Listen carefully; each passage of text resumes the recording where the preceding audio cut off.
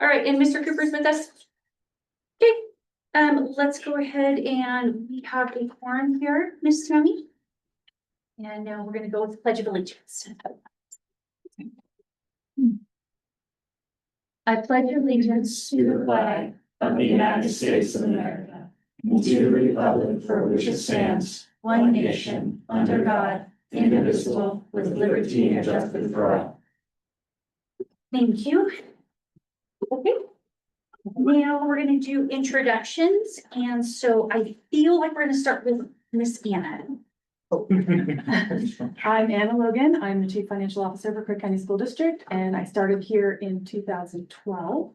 Graduated from Crook County High School and have two children who went out into the school system here in the county. Jonathan Lentz, first budget committee meeting. Graduated from, went through all schooling in Crook County School District, graduated in 2003.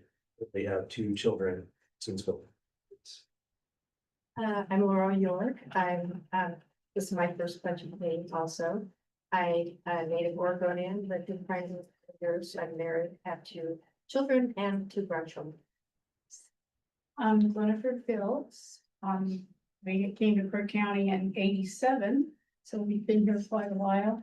I had 4 kids go through the Crook County school system and currently have 1 grandchild here.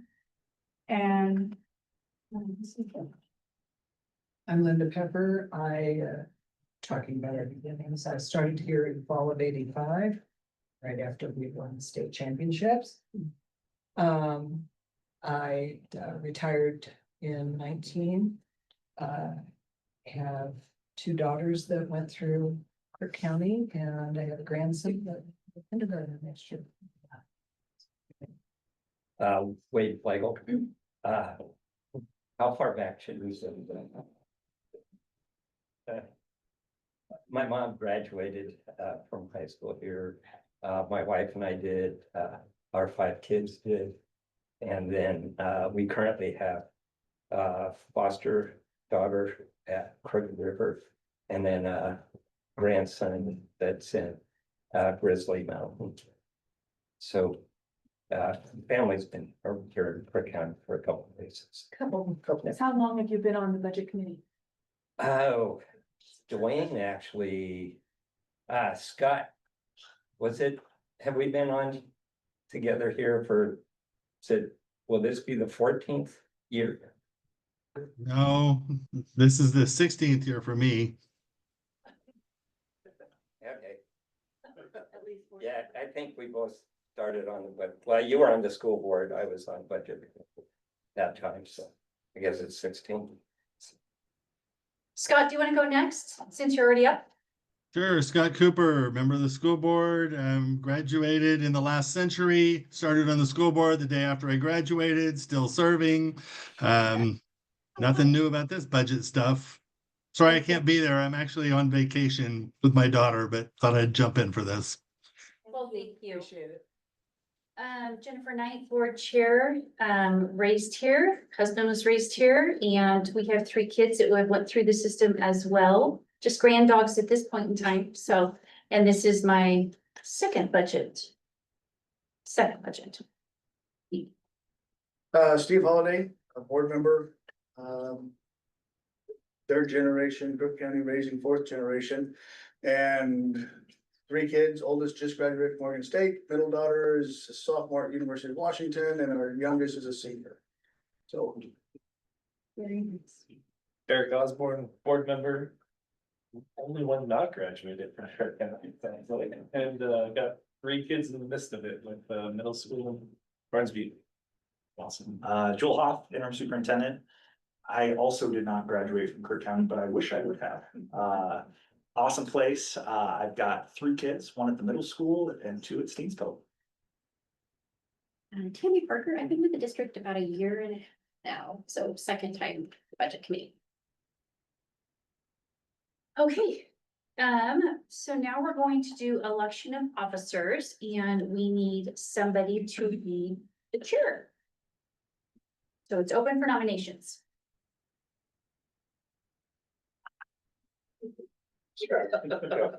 I will second that. Wow, that's quick. Okay. Do we have a nomination? Yes, that was my nomination. Oh, and that was your. I was asking him so I can nominate him. Yes, I nominate Wade. Okay, so we have a nomination for Mr. Flagel and a second. So I guess we can go, is there any others to this one? They're pretty confident in this one. Okay, so let's go ahead and vote, and I'm not gonna do a roll call vote, we'll just do the raising of the hands on this one. So all in favor of Mr. Flagel being chair, please raise your hand. All opposed? Okay, Miss Tammy, did you get that? Yep, perfect. Whoa. There you go. All right. You're up for the next one. To your benefit, the first year I was on, I was chairman. I've always been chairman. So. But anyway. We're good. All right, so nominations for vice chair. Oh,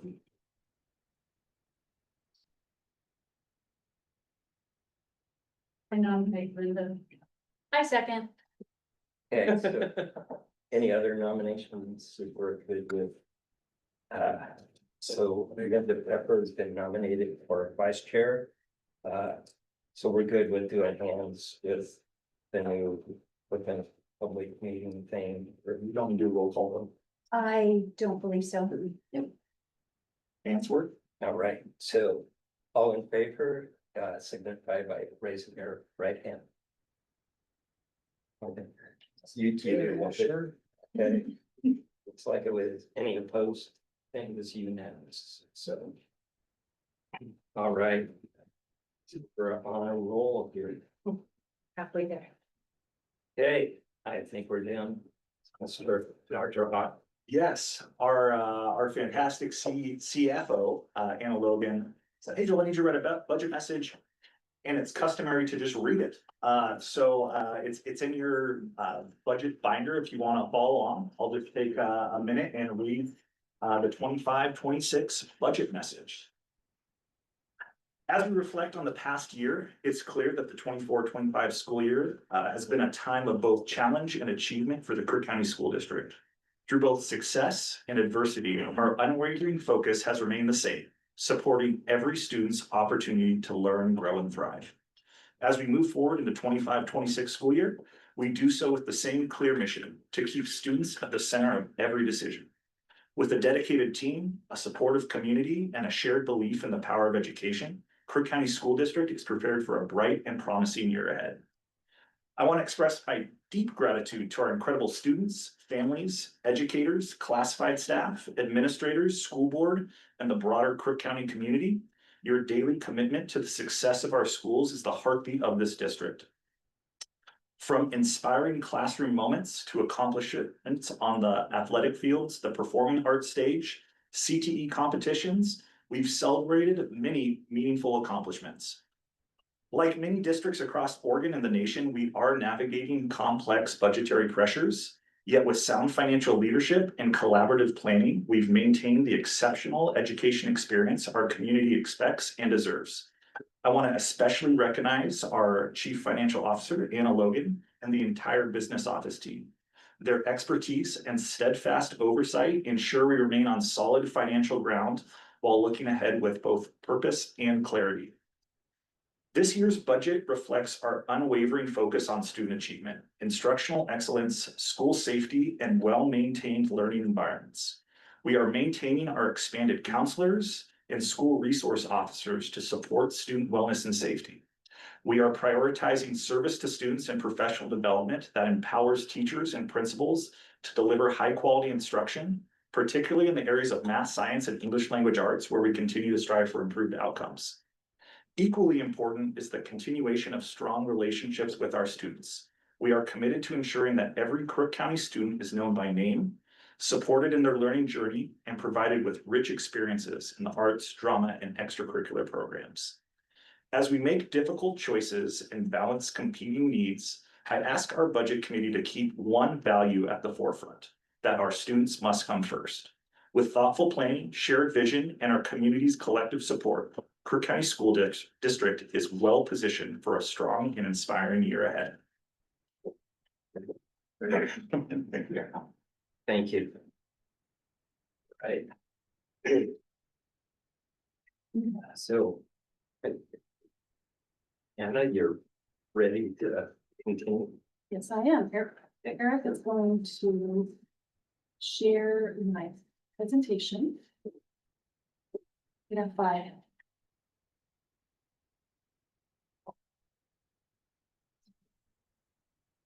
And then would you mind putting the laser pointer on for me? Since I can't see from here. Perfect. Okay, we're ready to go. So first, I just want to thank all of you for serving either on the school board or on the budget committee. It's important work, and I know it takes a lot of time to read through all of this stuff that I give you, and so I just appreciate your time and I appreciate your service. And I also want to thank our principals and directors for being here to support me, because sometimes there are questions that I can't answer, and they back me up and they support me not only here, but all throughout my work that I do, so. As I go into, the budget, I don't have a lot of slides, but I just want to give you, some kind of overview on things to be aware of that's going on this year.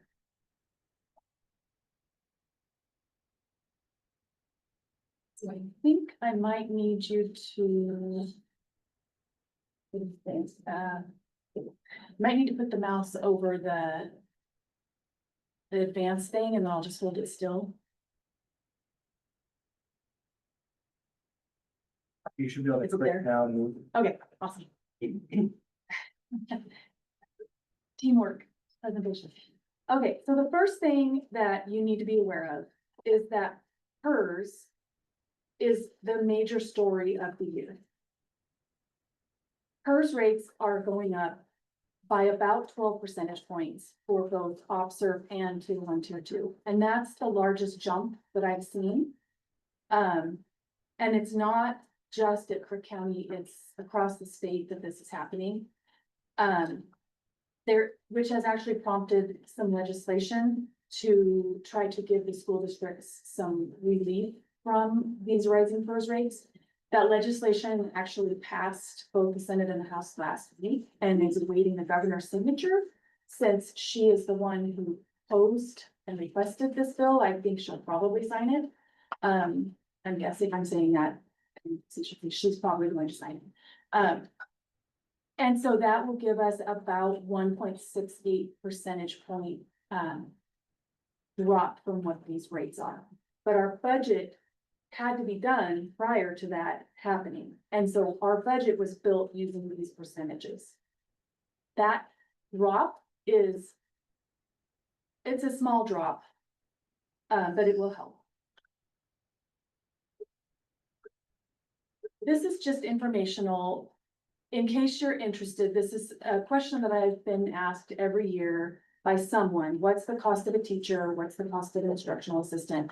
And it was kind of shocking to me to see these numbers that next year, the cost of a certified teacher at Tier 1, Tier 2 is $154,000 with their salary, their PERS, their health insurance and everything. And these PERS rates are really driving an increase on that. And an OPSERV teacher at the top of the scale is $134,000. An IA Tier 1, Tier 2 is $70,000, and OPSERV is $64,000. Those are just numbers. I mean, they grow every year, but it's just an interesting thing to see these numbers.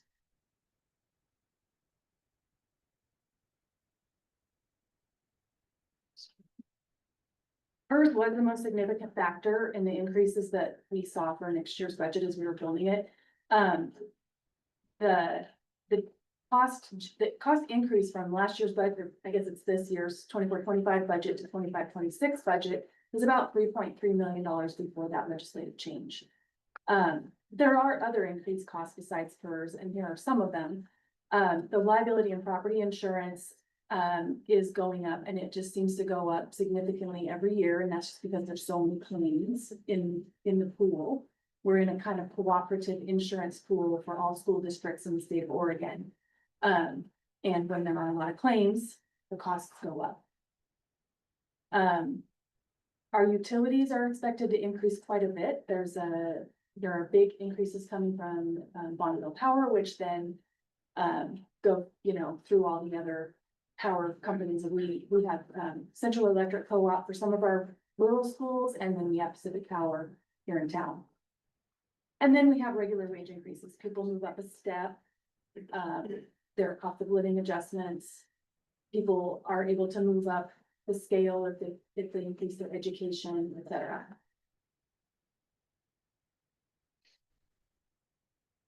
So after the increases to costs and increases to revenue and all the things kind of went into the budget, kind of trimmed everything down the way I normally would and ended up with a deficit of almost $2.2 million.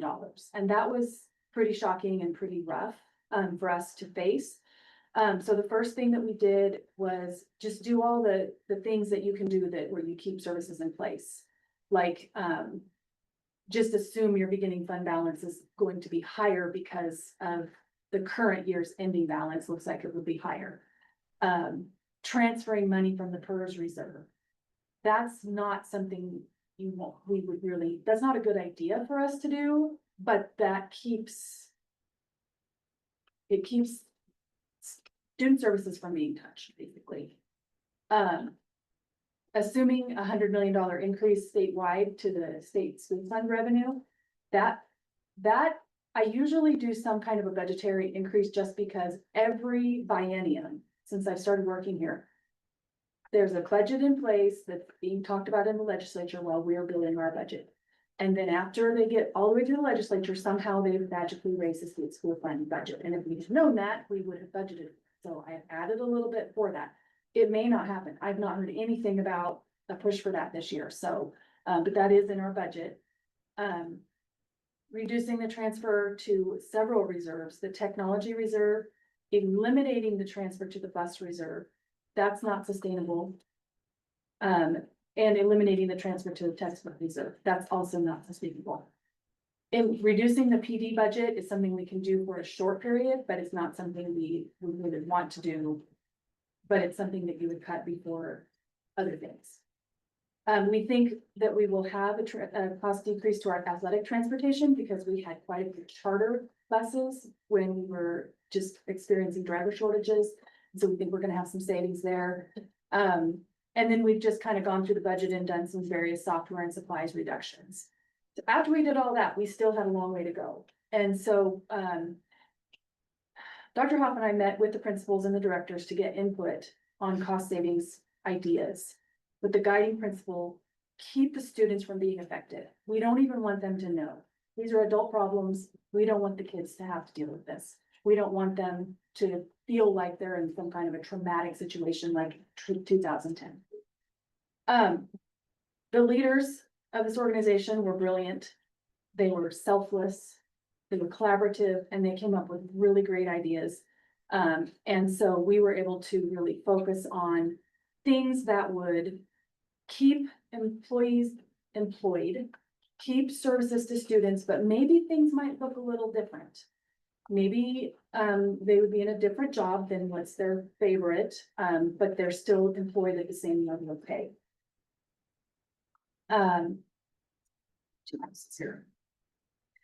So we did some labor restructures and moving things around between funds, and the net of all of that was about 500,000 in the general fund and savings. Then in some other funds that we have, some grant funds and just lots of different, we've got lots of funds.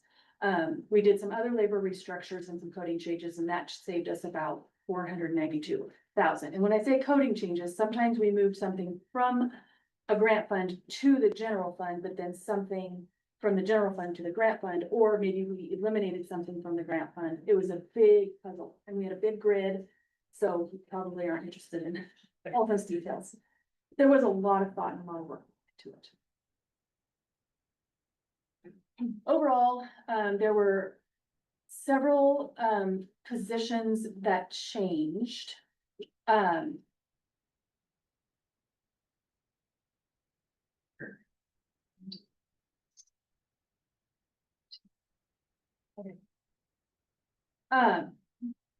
So we reorganized some positions to better meet the needs of the district through involuntary transfers and leaving vacant positions unfilled. So the numbers that you see here aren't necessarily the numbers of people that were impacted. Some of these FTE that were shifted were either positions that had a person in it that we vacated that position and moved that person somewhere else. Or it was a position that's just sitting unopened right now and we'll just plan to keep it unfilled.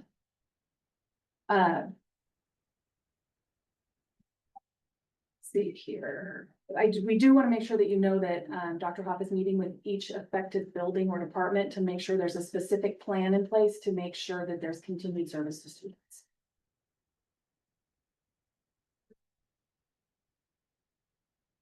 So I want to talk about revenue or enrollment, which affects revenue. So this is kind of a shift. So I've been talking about costs. And then on the other side of that is the revenue, which is majorly impacted by our enrollment. So if you looked at our enrollment, you may have noticed that it appears to be a 1.5% decrease from 24-25 to 25-26. So the reason for that is that this report is based off of October 1st numbers. So you can kind of see the teal circle there that shows that it's October actual, and then down at the bottom, the teal circle that says it's a negative 1.5 means it's an enrollment decrease of 1.5%. The reason for that is my mouse where it needs to be. Thank you. This is the current year's enrollment. These numbers are really tiny. Sorry about that. At the far left, you'll see October 1st enrollment of 3,361.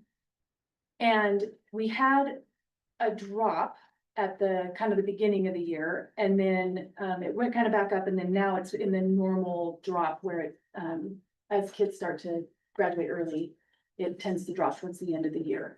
The drop in November is not normal, but it was small decreases across all the schools, and it wasn't any sort of trend. Except there were, the biggest decrease that we saw was 27 students at Grizzly Mountain, and there were some changes that happened at Grizzly Mountain that just caused some enrollment changes there. So this isn't surprising to us, but what I want you to know is that right now our enrollment is 3,260. So it's gone down by about 100 students. So if you take that 3,260 that's at the current month there on the far right, and then you go back and look at the enrollment budget, the budget is actually a 3% increase.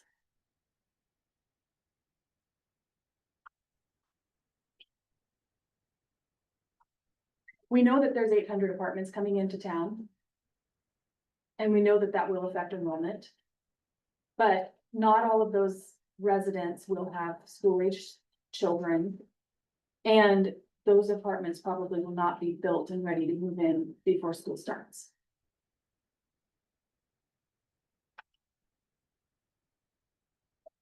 This is just kind of a housekeeping thing I want you to notice on page 110. I like to show you things in the budget that might generate questions from the public that they might ask you, or things that you might have specific questions about. So if you look at page 110,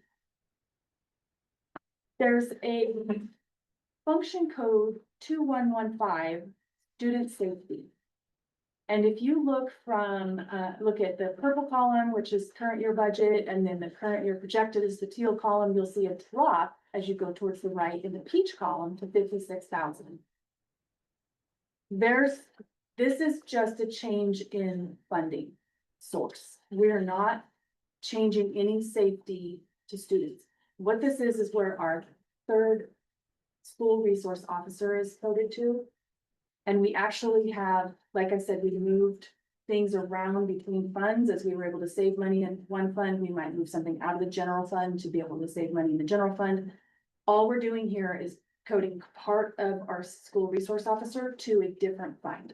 So I don't want to cause alarm that student safety is being affected in any way. Does that make sense?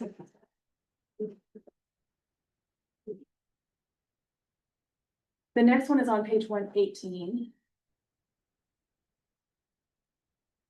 This fund was something that I initiated and was approved by the budget committee and board years ago. The idea behind it is that we will always need to replace things like student chairs and student desks and teacher desks and, you know, all these different things, science tables, et cetera.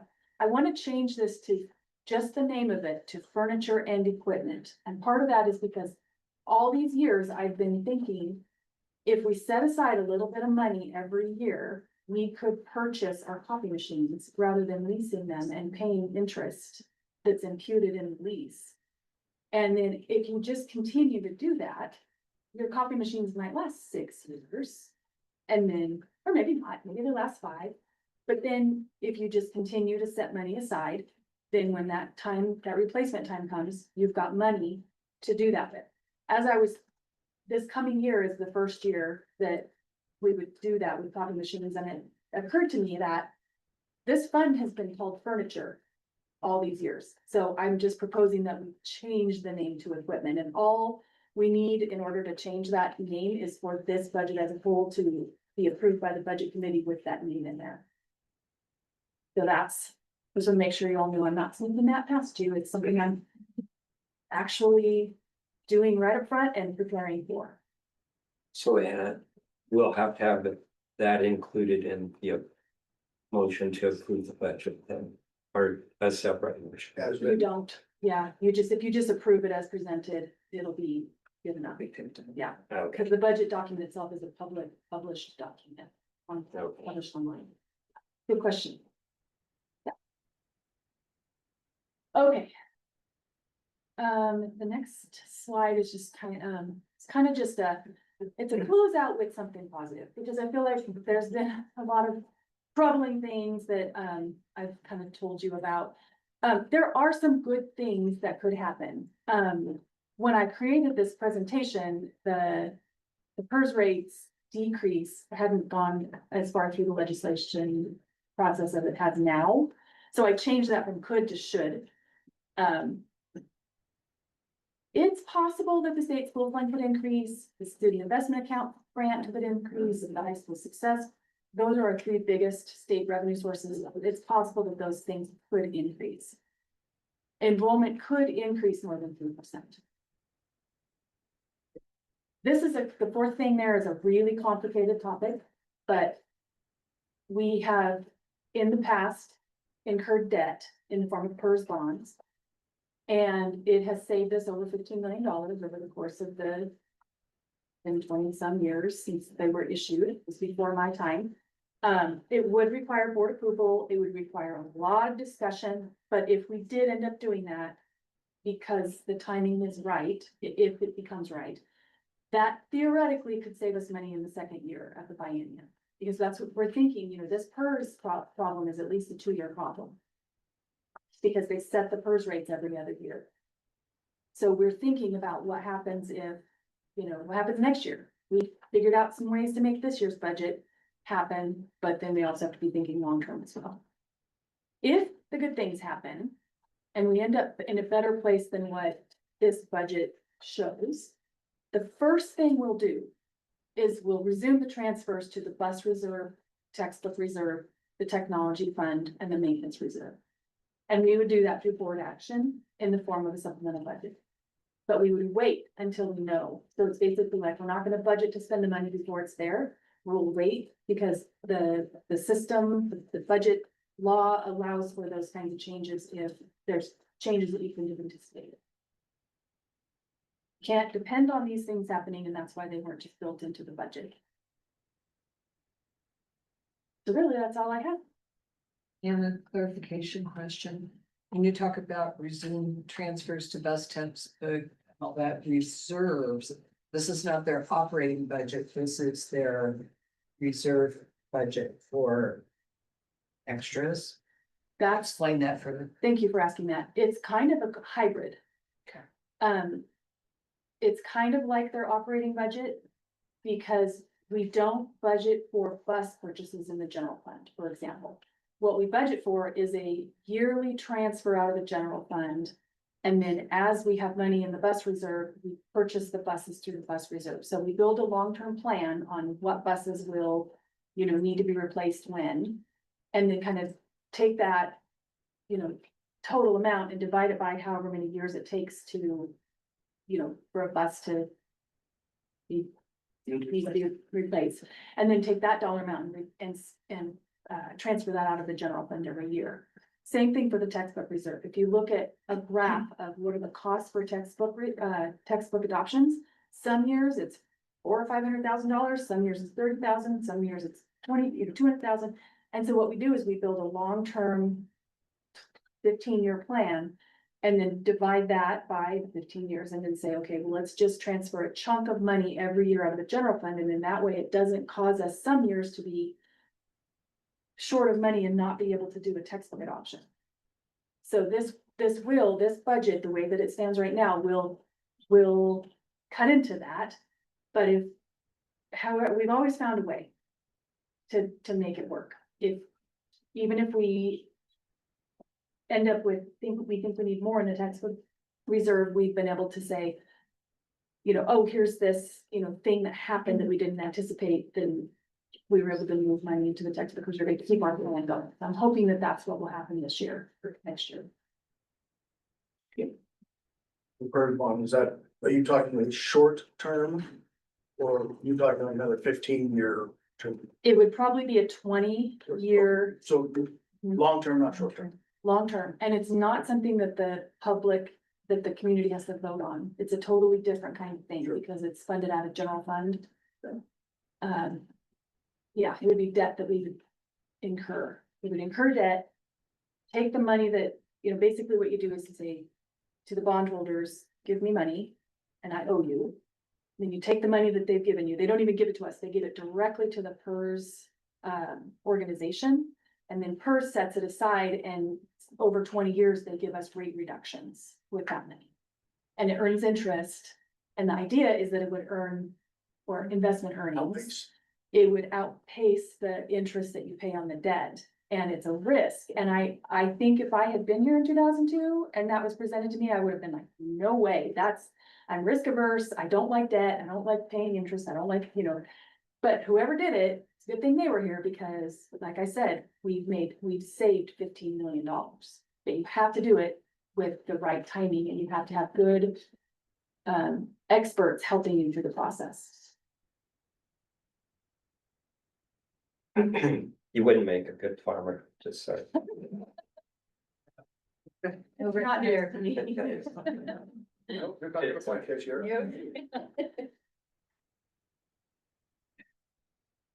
Any other questions, Savannah? Mr. Scott. Chairman, can I ask a question? Yeah. Anna, Yeah. how did you handle federal funding in this budget? We know we've got 3 sources that are affected and we've lost the forest funds at this point. Commodities are reduced and I don't know what's going on with IDEA. How'd you handle the overall federal question? So what we did is just budget. Actually, we budgeted flat with actually a little bit of an increase. And that's not what we expect to happen. But the reason we do that is because it's in the 200 level funds. And we don't really use the budget document for our plan for the use of those federal funds. We actually, because we never know what the actual allocations are gonna be. So basically what we do is we build the budget just a little bit higher to make the appropriations there. And then we build our actual plan as close to that budget as we can. We reduce it if we find out that our allocations go down. So basically what we're doing is we're assuming flat for next year, but we know that we might have to make adjustments to it if the allocations come in lower. And that's no different than any year. It's just that it's more interesting this year. Did you include federal forest funds in last year's budget or did you just zero them out and then add them in when they actually surprisingly arrived? In current year? Well, whenever we presented last year's budget, not the one we ended up with, but the one we started with. Yes, I did budget for them. Yeah. And I budgeted for them next year too. Okay. So that's another thing that could be a problem. So Anna, could you, for the benefit of the new members and stuff, could you maybe go through a little bit of the difference between the actuals and the project, well, the yellow pages? Yes, the yellow pages? Yeah, Yes. Yes, so the yellow pages are outside, they're outside of the general fund, and so for the way that we handle everything on all of those funds is we build a budget with kind of a wild estimate, just to get appropriations in those funds, meaning legal budget, where appropriations are. And then when we actually manage the money, we don't base it on what the budget is. We do to a certain extent, but the budget's a little bit inflated because it's okay if the budget is inflated for these funds. We don't, if we back up to the general fund. In the general fund, if we inflate it, there's a risk that we could spend that money when we shouldn't. On these, in the yellow section, there's no risk of that because, or I guess there's always risk of anything happening, but the checking of these funds is based on how much is in the fund. And so the budget is really there only to allow us to have legal appropriations. So for example, embedded in these yellow, somewhere in here, is every student activity account. So let's say an honor society group at the high school. If we don't appropriate enough, if we don't appropriate a little bit of cushion in there, and they suddenly raise $200,000 for some big project that they want to do, then there's already appropriations if we build it with a little bit of cushion. Does that make sense? We don't want to restrict the kids and say, oh, well, we've got to go through a process for you to, it's their money. So we don't want to have that back. Do you think I covered it the way that you, okay? does that help you guys? Yeah, that makes sense. All right.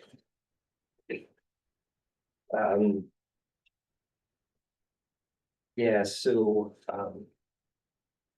typically, I've had the honor to be typical. So again, like with our first meeting, kind of overview and then, allowing you guys some additional time between now and the next meeting to go through and ask Anna questions.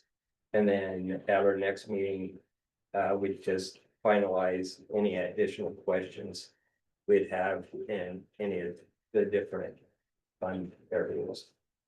So. Yeah, and it's only 7:10, so we could start asking me questions, and if you want now, you're the chair, you can decide how you want to do it. I'm ready if you. Have everyone had a chance to kind of look through already? So. Which actually, your little notes on what you set out was helpful, so that did Very helpful. help quite a bit. Yeah, if you guys are good, we could go ahead and get started on some of that. You did have opportunity for citizens to speak here before our deliberations that, I guess we could, I think I say this every time, you guys are still citizens, even if you are employees, but anyway. And then check with Eric to see if there's anyone in line. Oh, sorry, is there anyone on?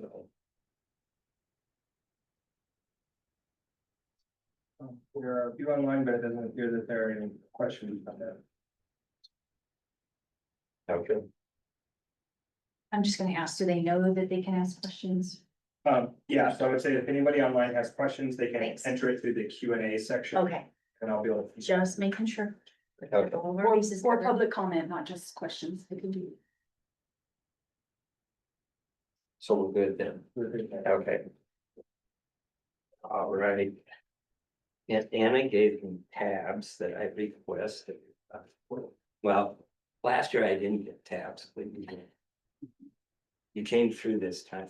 Thank you. In the front of your binder, there's also a little piece of paper that shows you the page number for each cost center.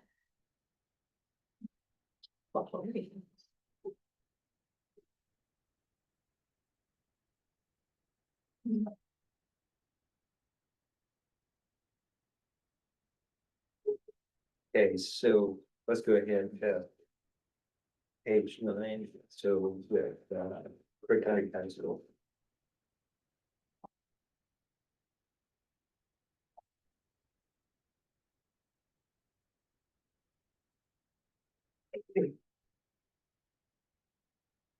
Or do you guys want to have a little time to look over it again, or are you guys okay going ahead and getting started on some of this?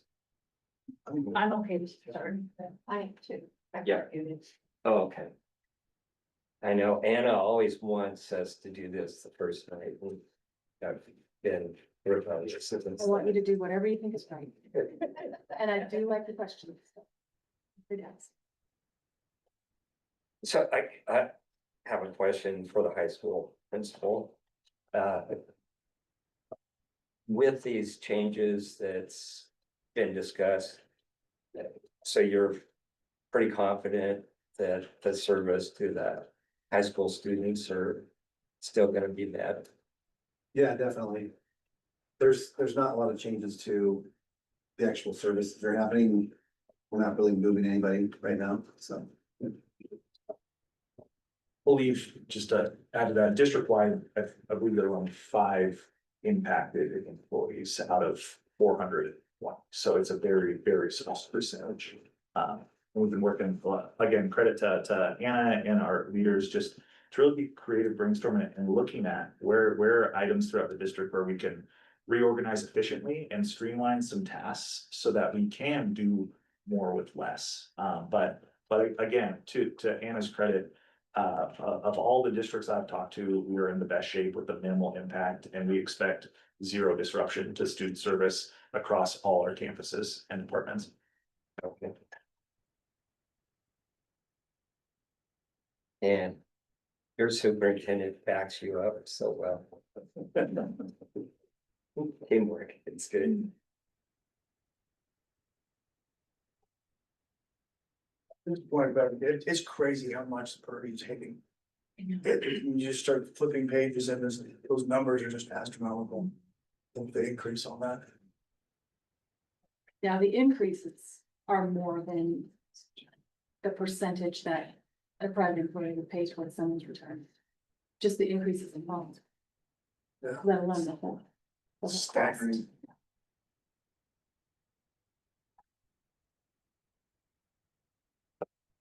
Anna, you alluded, and I apologize if it's not, but I know it's high school and municipal, when you talked about saving money on transportation with athletics. That, so there would be, do we have more bus drivers and more ability to move these kids without charters that I know are extremely expensive Yeah, next year? That's the plan. And our. I would say a goal, it must happen that the kids can go to their activity, to their sports contests.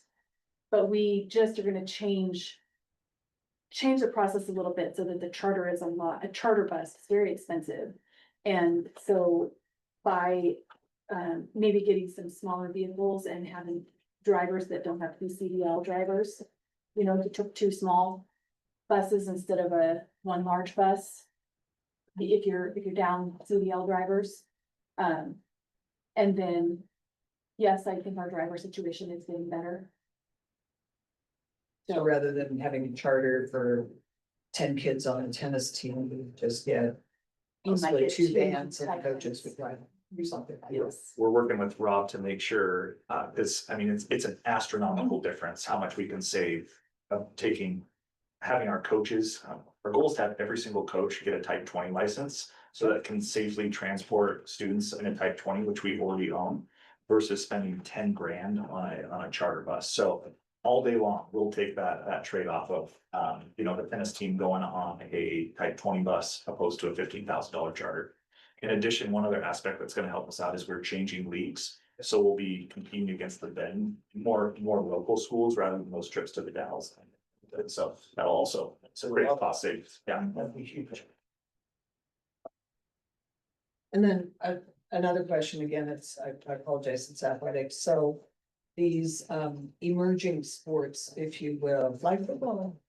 And the various, I think they're great, but Men's volleyball. yeah, men's volleyball, the kids go. How are those being handled? And that's obviously budgeted at some level, but I guess because are they sanctioned per se?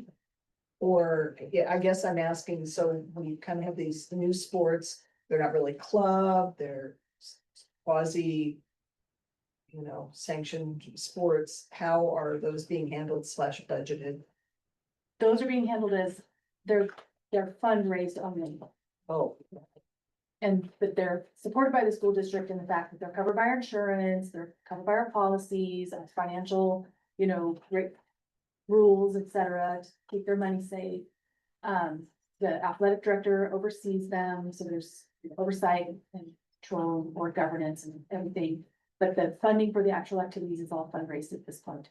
It would have been a budget add, meaning like additional expenses, and whenever we do budget, normally when we build a budget, we do have a little bit of room to add some things. What we do then is we look at everything that is a potential add and weigh those things against each other. So that it's not just, first come, first serve, or, with, planning.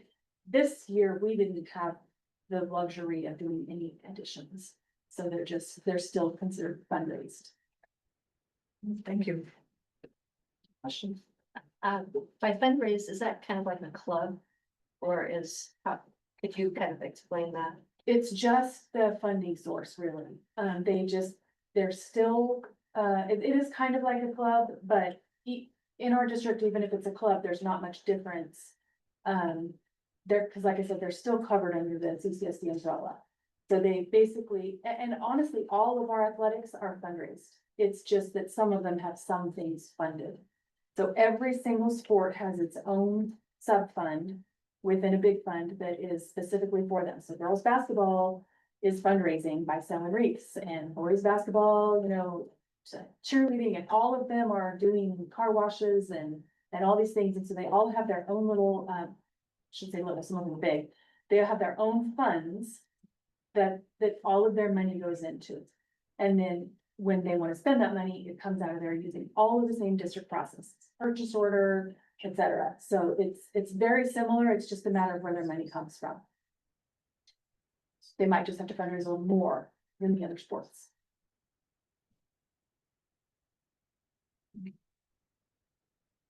Well, since we are going down to athletics, that's a little bit out of order, but we'll still go I'm with sure it. where it was, that's why I asked. It's in the yellow pages. In the yellow. Oh, yeah, I knew that, I was just. I know. She's testing you. I have a question for you. Most of these costs are going up, and notice the health insurance is one of the few that's projected to go down. How do we go about doing that? Health insurance as a whole is going up, but you may see some lines where it might go down based on just the individuals and whatever their selections are. Because they could, you could have an employee in a position who covers the entire family and uses the entire benefit. And then they leave the organization, the new person comes in, completely opts out of insurance and gets an opt-out stipend instead. So there's zero insurance costs, but the wage piece would go up. So there's definitely fluctuations based on who's in that position. Okay. So do the kids have to pay to play in the sports? At the middle school, there's no pay to play. At the high school, it was cut in half. A couple years ago, it's about $62 per sport. So you are holding that level Yes. for this coming in. Well, we're not planning to propose a change. What was that, if you went to treated like middle school and I'm thinking it's about $45,000. Based on the number on 117. for zero fees at the high school. That's the $62 or whatever, that's what your income is. Okay.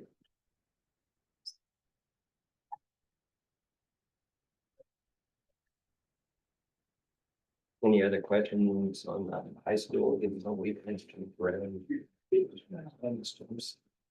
They have like the $62, there's financial assistance for folks that can't pay their 62, so we're not getting rid of the fund, but there is like, kids can go and get some help. So there is that support in place for those kids.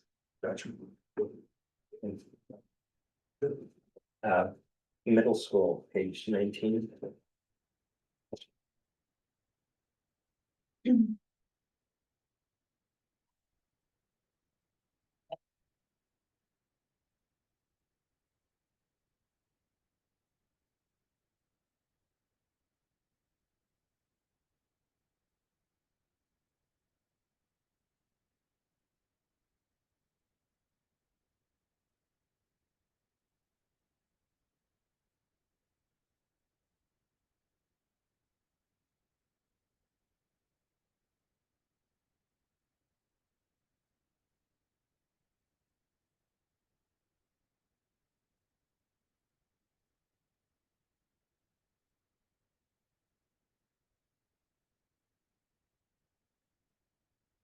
Tier 11 instruction services, what is that?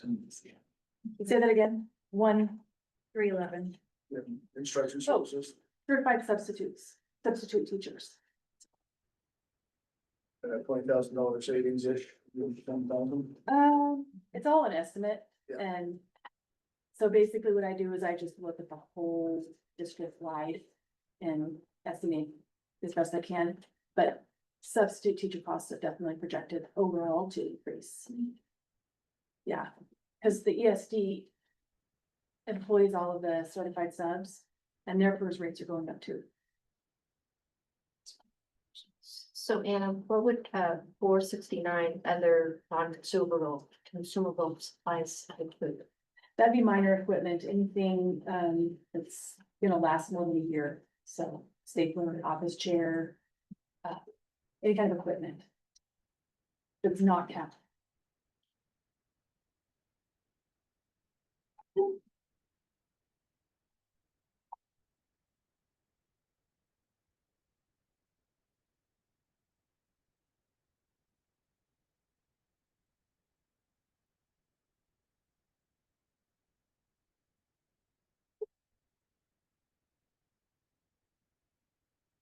So here, all of them said that, there were some classified employees that had been, non-voluntarily transferred. So they all still have their job, just not maybe what they wanted to do. Maybe not the job that it wouldn't be the job that they're currently in, but they still have a job.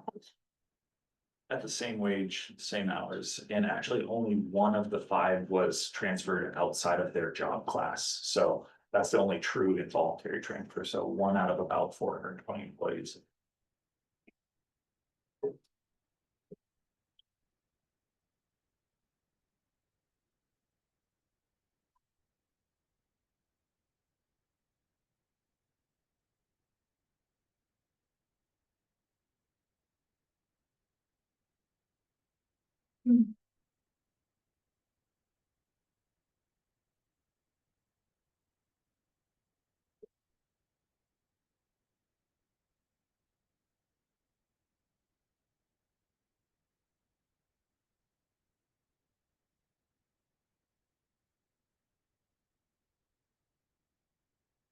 Be good with the middle school.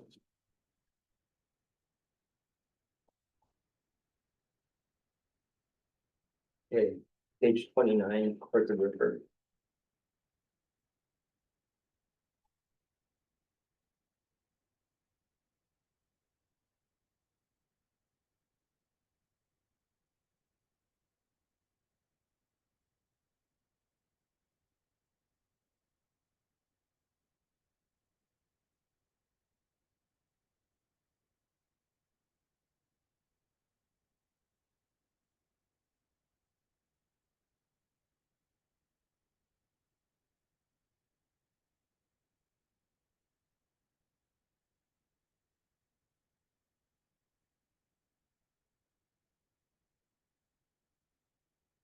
So you'll be able to do okay with the change in administration then?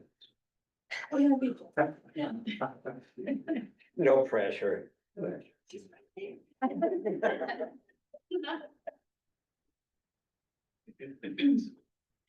So what is driving the PERS increase this year?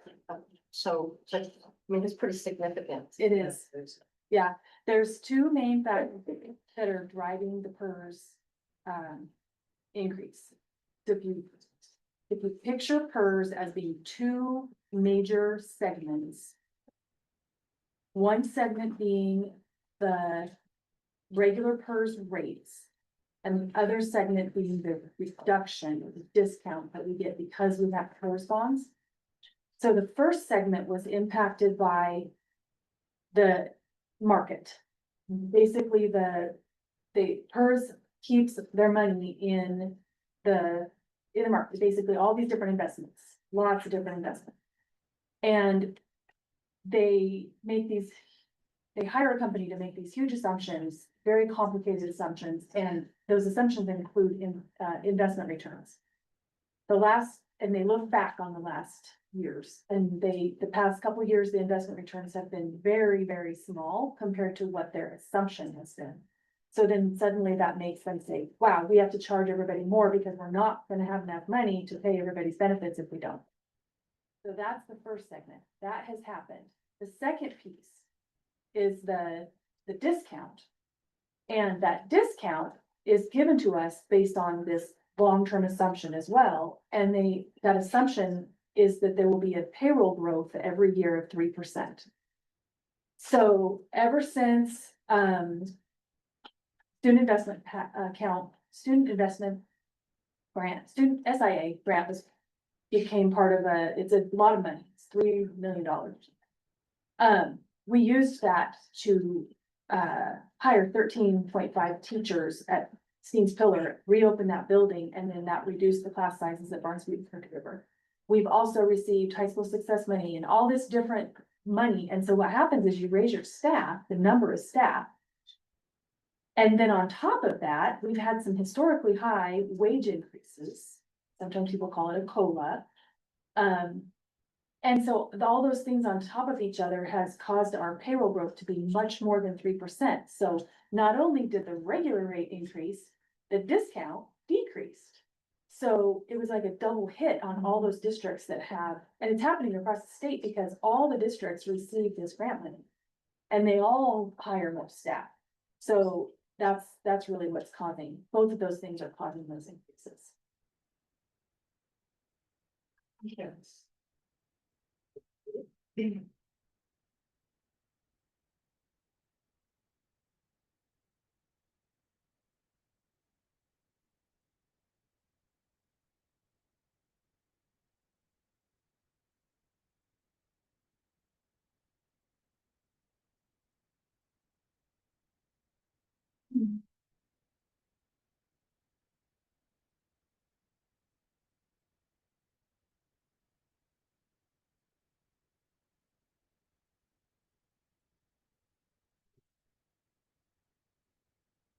Any questions? Quarterly questions. Page 39, Barnesview.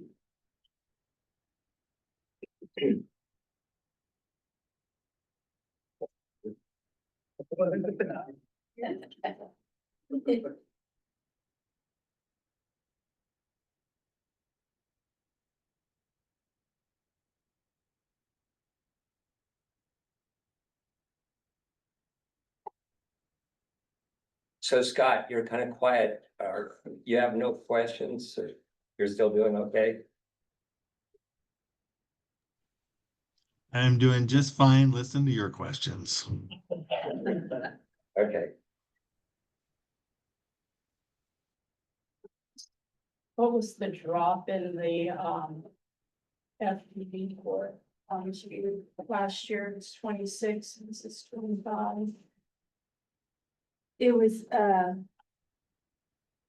so I think I've mentioned that teal, that section of teal columns is that projected, that's always a little bit imperfect. So it's really, if you look from budget to budget, it's from 24 to 25. And that was just the addition of a classroom teacher. And I think my projection was just a little bit wrong using the current year that I made clear back in January.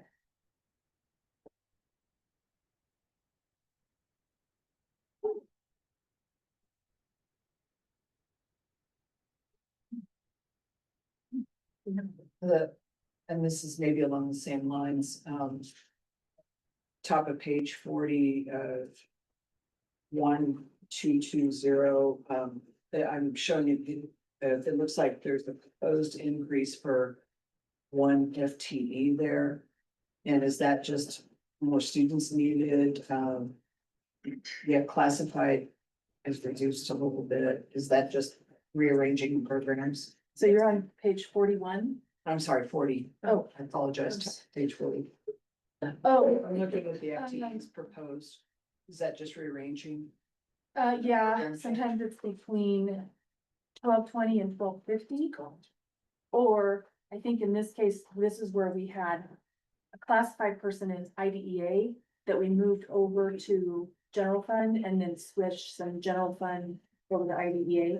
Okay, so this is one of those. Yeah, it's not different staff, it's just switching between where we moved certified from IDEA.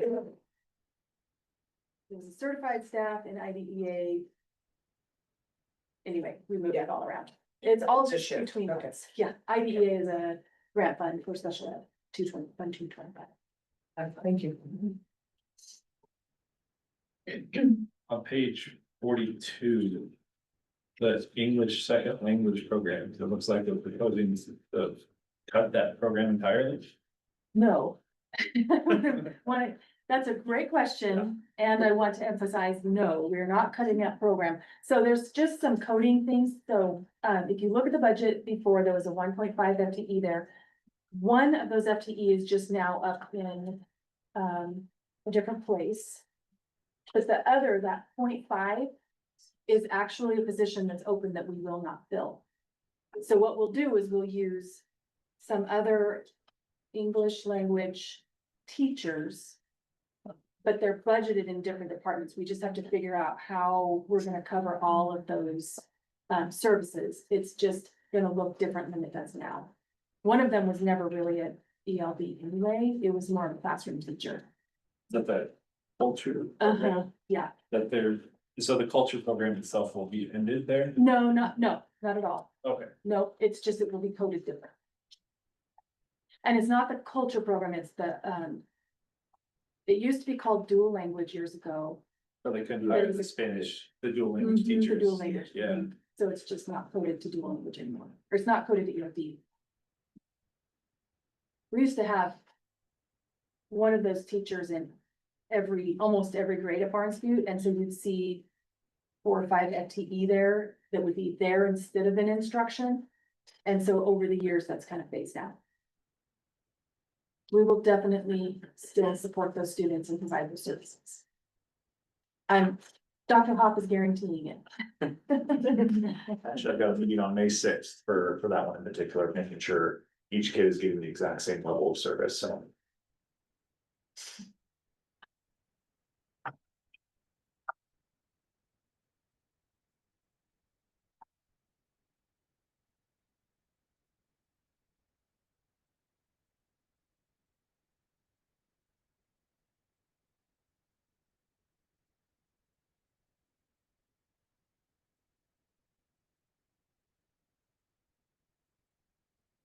$45.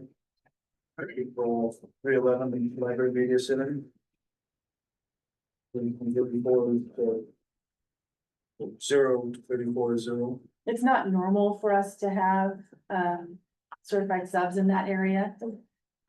So the current year projection just has some unusual circumstance that doesn't need to be budgeted for this year.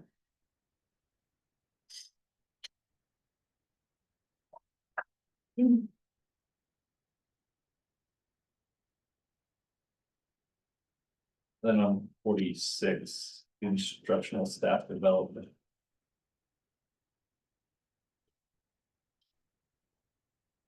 Oh, this is one of those situations where we budget in a district-wide cost center.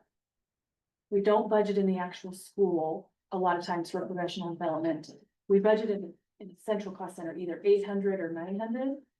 But then when we actually spend the money, we code it to the school so that we can track really the cost of doing business at that school.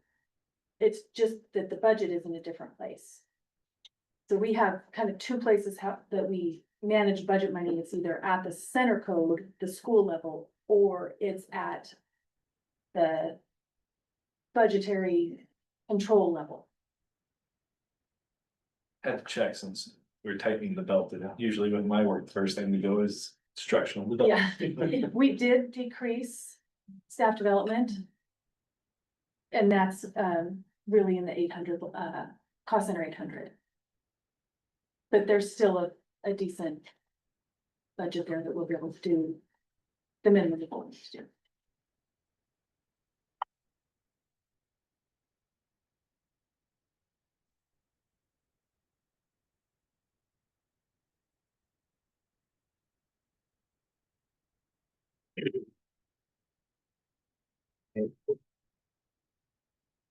Ready for Steve's pillar, page 49. So this school, you'll see under instruction that they only have 1.5 certified teacher FTE. And that's because most of their FTE is in Fund 251. That's that grant funding that I was explaining, that we use we fund most of their staff through that grant. And it's not a short-term grant, it's the legislative, the adopted thing, it's just like the.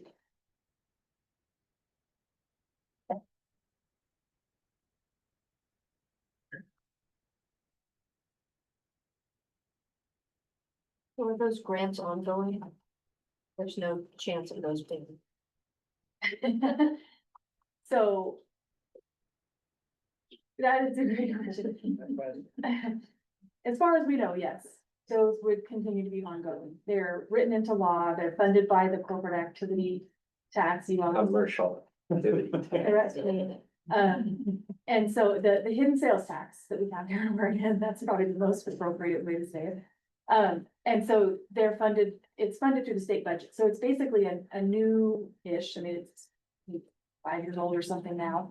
But it's built into the state's regular budget. So as long as there's no law that changes it, no bill that comes along to change that law, it should continue to be funded. It would take an act of the Oregon state legislature to stop that grant, so we have a pretty long runway if we Yeah. pass time.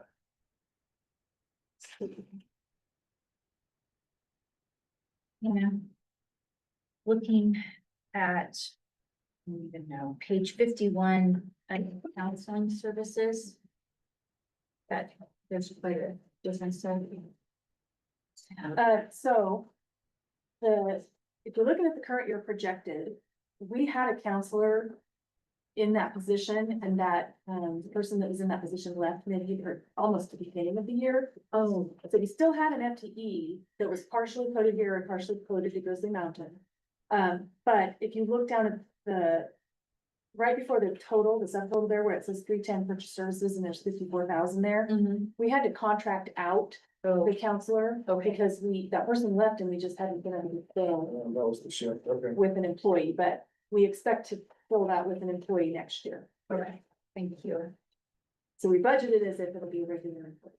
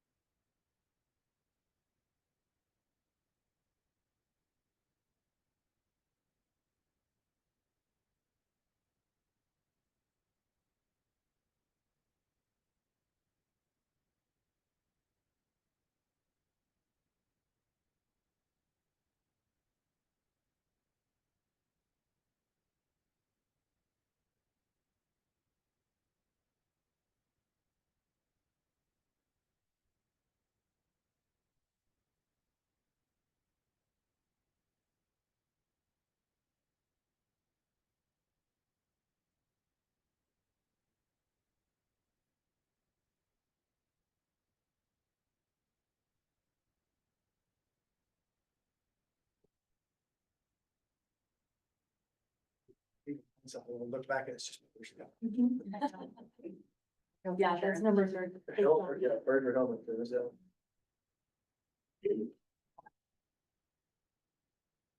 Ready for Hawaii. Page 57. I like pictures. Very fast.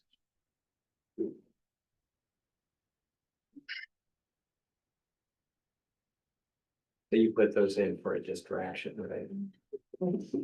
Actually, what they are is what, during those times when I used to have this page left intentionally blank. And so I decided to just put a picture there instead. I like that. I think that. That way it's intentionally not left.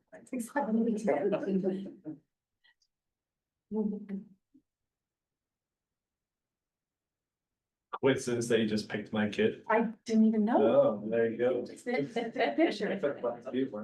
This is class. Which I didn't look at enrollments in that close, but is Paulina expected to stay close to the same enrollment? We'll expect to drop, I think, by 6 students next year. For a variety of reasons. We have 4 graduating 8th graders. But no current incoming kindergartners that we anticipate. And 2 of our staff members that are leaving, our K-3 teachers are both leaving, but they're coming into Prineville. And we'll bring their students into Prineville for school. So they're not leaving our district, but will be at the right number.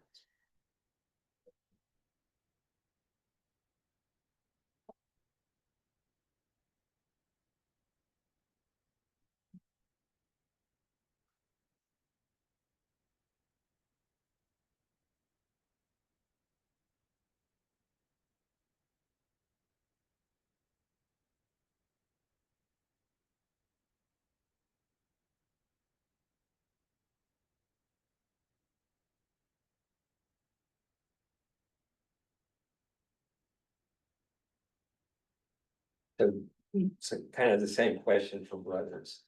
Is it enrollment look fairly stable or fluctuating? We have 7 this year, anticipating 10 in the fall. We have 4 new incoming kindergartners. We'll drop 1 8th grader.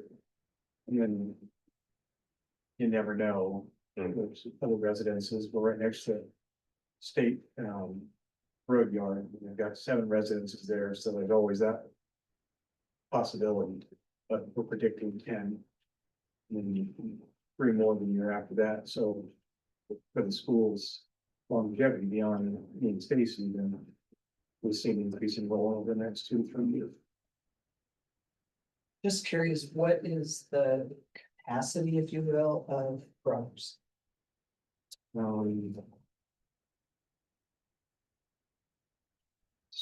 Historically, you've had, a long time ago, you've had up to 18 when Pat Reck was there.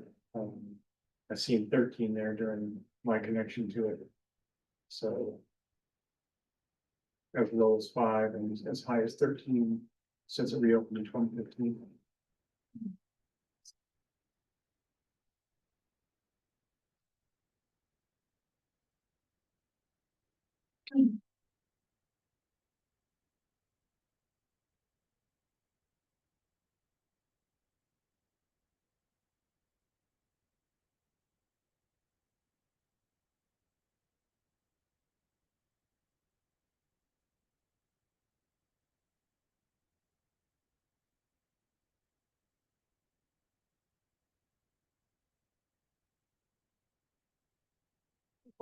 Could you explain how like the buses are, is that like fully? And then each of the schools are allocated a certain amount of. How is that? With buses? Yeah, we have like a hub where all the buses are. Oh. They're taken care of and then they're kind of allocated out. Yeah, we have a transportation department, or sometimes people call it a bus barn, out on the Monta, where that's where the hub is for all of the buses. And it's not, determined by school, it's more determined by route. And we have elementary students separate from secondary students. So those buses might go to several schools, and that makes, like a trip at Barnes, they go to Barnes View, then they go to Hood River, et cetera. So it's not like that, each individual school has a number of that. It's really a district-wide effort. So that's by route thing. Yes.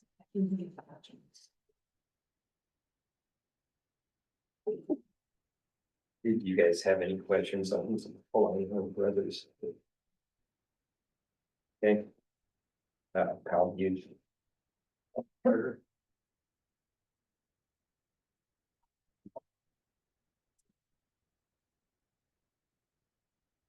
Those funds are still pretty much up past through. Yes, and it's all legislatively / contractually defined. What was the increase of past due? When the state school fund goes up, the pass-through goes up. And it's expected to go up. State school fund is expected to go up, providing. We give them a percentage. But it wasn't the right way to phrase it. The pass-through is a percentage. So this budget amount is the percentage we are paying them, is that correct? Yes. Yeah, in the function 1288, right in the middle of the page, it says chargeable pass-through, that is the amount that the district sends over to the charters.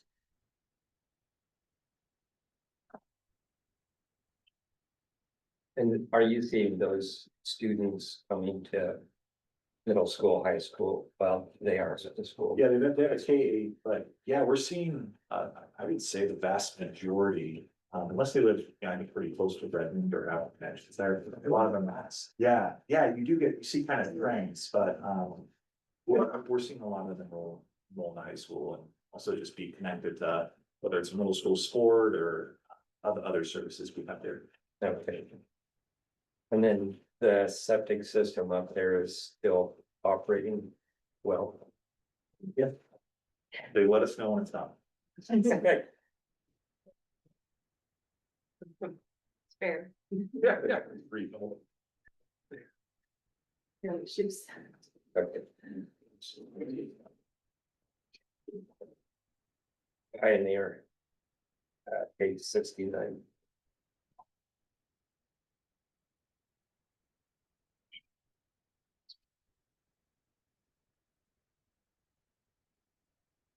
Which now their enrollment varies depending on. Yeah, they typically have, probably right around 100 on their books, but it's a credit recovery school, so students go there and the whole purpose is to get them caught up on credits and either graduated or re-enrolled back at the high school once they're on track. Decrease in the 111 counseling service. Other funding, page 70, I'm sorry, nation for 111, 21, 22. That is simply a change it's just a matter of funding. So that counselor is coded actually to 3 different places, 3 different funds rather than the general fund. But there have been times when we weren't sure if that funding source was going to remain, and so it was budgeted at one point in the general fund.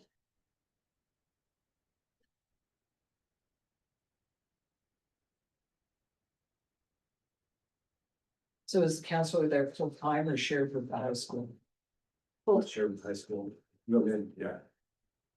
Mr. Huffman actually oversees Pioneer as well as Principal High School. And was working with GMH as well. Part-time, over there providing support, career guidance and that type of thing to the GMH high school students, as well as doing the Pioneer stuff. So Tuesdays, Thursdays, she was over at GMH. Is still. Friendly.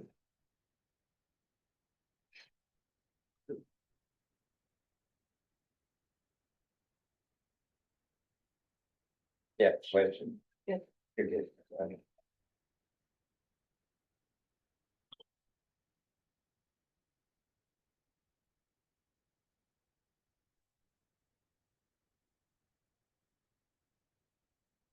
Hey, page 73, advanced diploma.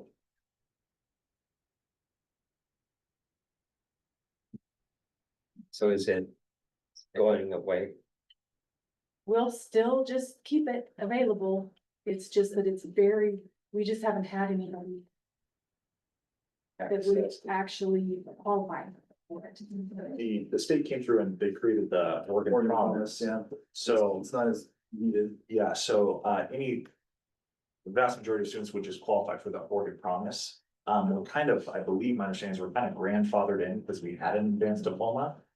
So any student that doesn't qualify for the Oregon Promise, we keep this budget center open.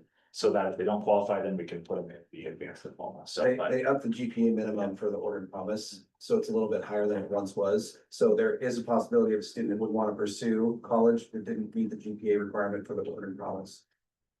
Okay. We haven't written to that yet, because I think it's like 2.5, but I think it's there in the case we've seen. it's good each year to just keep this open, because just in case we need to use it, we have a student, we want. If a student with that GPA wants to go to college, we want to make sure we have a mechanism to do that, so that's why we kind of keep this obscure budget center open. And it would be existing staff that would manage this program, so we wouldn't need to add any staff if that were to happen. We would just kind of roll into somebody's current job. We could make it happen without any.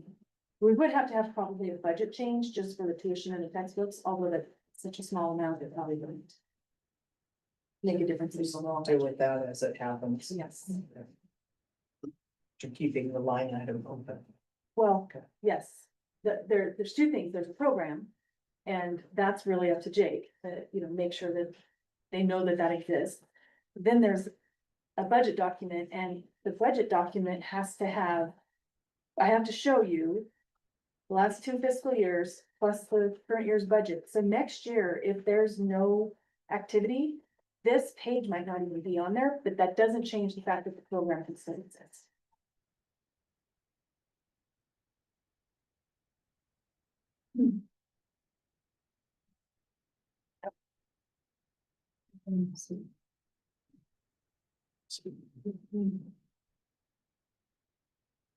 Okay, page 75, Grizzly home.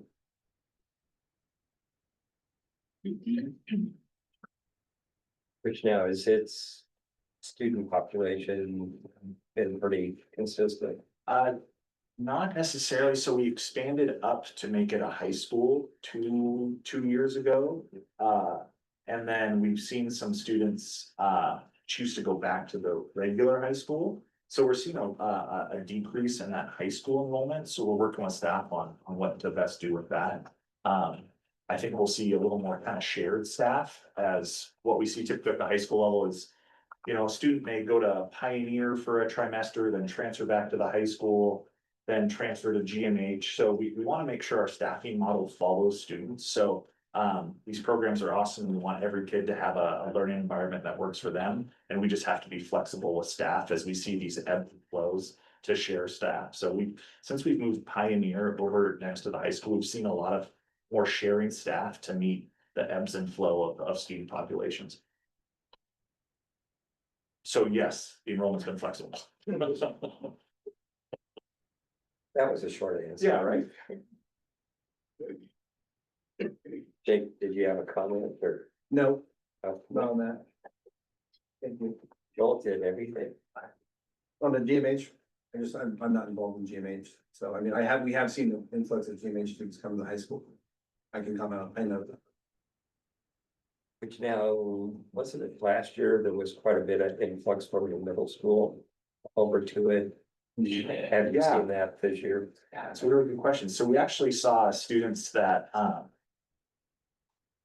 if for one reason or another, the middle school wasn't working out, we didn't really have a flexible option for them. So it was either middle school or GMH. So we saw a lot of kids, students moving over to GMH that then the model wasn't really a good fit for them. So Mr. Hayes and I worked and created the CCMS Learning Hub. So now there is a kind of hybrid option within the middle school. So if a kid's having a tough time, adjusting or issues, we now have kind of a hybrid option where they're able to stay at the middle school, but also do some online hybrid classes. So they're not jumping over to GMH in a model that really doesn't fit their learning style. So we've decreased the influx of students from the middle school to GMH this year through that CCMS Learning Hub. Okay. Thank you. Well, that was way too short that time. I try to be concise. It's almost 8 o'clock. All right, Scott's in Vegas. Yeah. you're still in. It's early, it's just. Anna, page 76, real quick, under 419, other supplies. What is that? It's just supplies. Literally, Well, just like yeah, paper or pencils or, I mean, like, it's instructional supplies and also the reimbursements to parents for the supplies that they purchase. okay, But they are allowed to purchase certain things that the teacher approves so that they can do their homeschooling. I got you. Thank you. Which, and the amount that you subsidize parents for the curriculum. Now, is that going to be the same or is it going up? Or We're keeping it the same this year, I believe. Yeah, we talked about it, but we just didn't have room in our budget to increase it. So it's gonna be the same. At least that's what we plan. so if state funding did improve, would that be a consideration? I remember your slides, correct? Ms. Logan, first consideration would be restoring those reserve funding levels. Cause that kind of gets us out of some hot water for next year. And then from there, we look at what other priorities match the district needs. Okay. How'd that sound? No, it was good. Good back.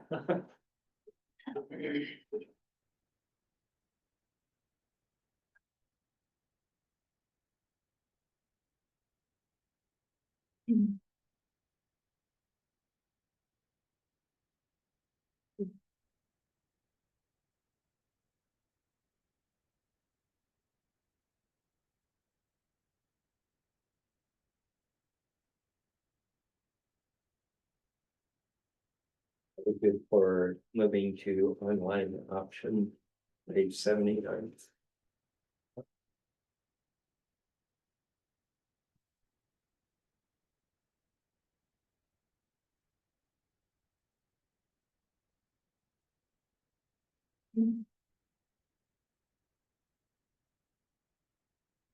So has it been fairly consistent on its student population? For online option? Yeah. Yeah, and online option's an awesome opportunity because it allows the high school, especially if students, let's say a student wants to take German at the high school and we don't have a German teacher. We can plug them into the online option to give them a German elective so they can still pursue those classes. So it really broadens our instructional catalog and offering for students. So we've got, I think, 20 or so full-time students there, but a lot of these students that are at the high school, taking one-off elective classes. So really, it's really a positive thing for students. Jake agrees. I said concurrent enrollment. Okay, and concur. That's why you said I concur. No, I also concur. It's called With Yeah, that too. yeah.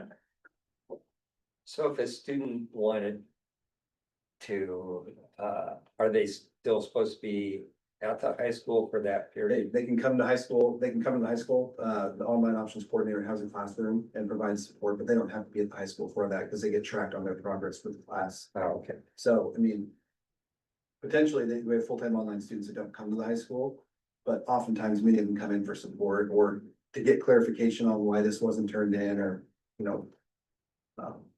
whatever the case may be.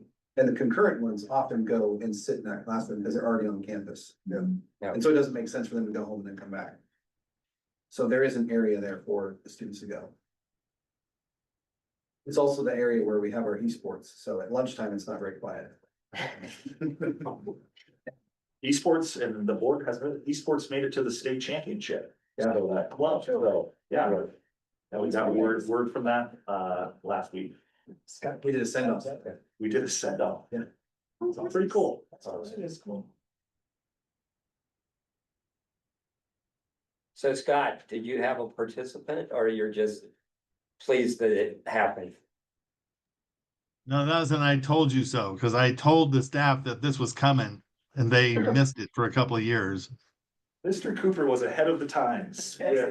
He told us maybe 5 years ago, he said, esports is taking off. You gotta make sure you get something in place. And thanks to an ambitious student last year who started a club, I think it's now around 30 or so students, and we made it to state. So pretty cool. we don't have kids trying to leave their class to go there to play games, so that's kind of a problem, but we're working on it. Pros and cons. That's It's all right. But in truth, Joel, in truth, it's just one of about 150 great things happening in our district. truly, truly.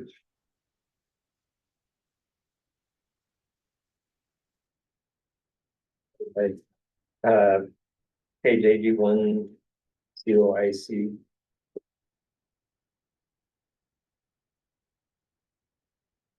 What services do they provide? And I thought I knew this answer, but I don't. What services do they provide that Pioneer does not? I'm What would be the? so glad you asked that question, because Thank you. this is actually one of my favorite programs we have in the district. It's our work group. So students that, really are disengaged, 16, 17, and they do not like sitting in the classroom. CYC, through Jeff Warren, runs what we call our work group program. One of the coolest things we have going on, where it's probably 5 or 6 students, and they actually earn wages to come and do projects for the school district. And they learn hands-on real world skills, they earn credit, they make wages, and I'd say it's darn near 100% graduation rate once these kids are in this program, because they're getting outside, they're working with their hands. I think they built the irrigation for Pioneer, was a project they did last year. There's 2 crews, there's the Yeah. forest crew as well. Yeah, so it's getting kids that maybe aren't loving sitting in math class in the afternoon, but would rather go out and work on real projects and earn credit and earn wages. So it's been a very successful program. Very cool. Thank you for asking, Ms. Pepper. You're welcome, Mr.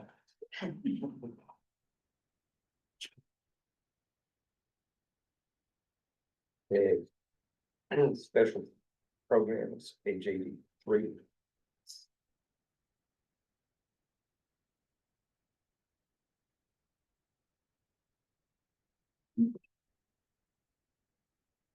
Page 84. Self-direction license salaries, is that, you know, the coding thing? Yes, and that was a change we made last year to just change the coding of one of our nurses.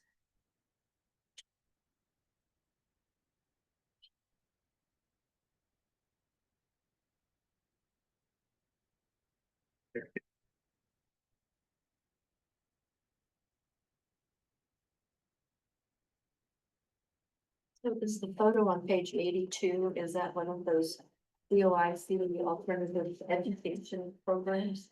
That's actually a summer school class that we had a couple years ago. Really cool photo. This is actually middle school students, I believe. It's 85, so, 85, the 310 purchase services. What is going on with that? that is for a speech pathologist. Sometimes we have to contract out speech pathologists because they're really hard to recruit and retain. So sometimes we budget it as contracted services, sometimes we budget it as a payroll in the schools. So I just, overall in the budget, I made sure we had enough speech pathologists budgeted. Okay. It's just in different places. So basically, as you can find them, we have money to pay for. Yes, and as you can't find them, you have money to pay for. You said money. Is there just a shortage? Yeah. Oh. Yes, there's a shortage. I think a lot of people who go into speech pathology don't go to schools.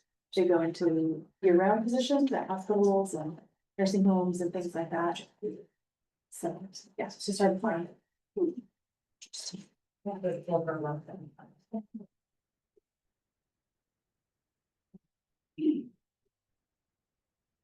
Changes us. Okay, page 87, curriculum.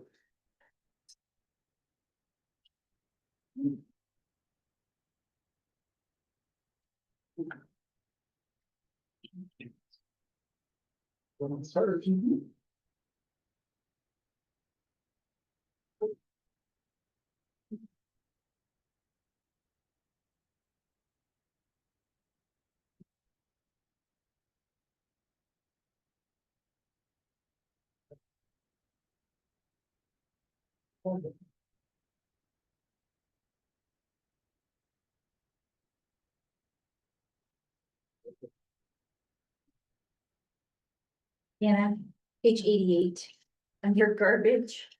I mean. No, I was just thinking the same thing. I put it somewhere. well, I mean, $4,000 for garbage for curriculum, I mean, is it just because we are like.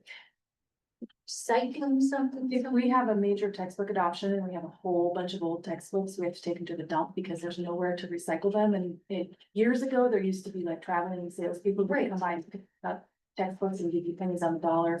And then I don't know what they did with it. Okay, Maybe send it to other countries or something. But there's no one who does that anymore. And so we have to take it to a dump run. that's Peter. And books on that. And we can't find, no, they're not. And we can't, if we find somebody who wants them, that we can donate them to, we would do that, but. Okay, otherwise we have to just. It's not an editorial. For it to always just- Sorry. Just in depth, so I wasn't sure. Okay, moving to transportation, page 89.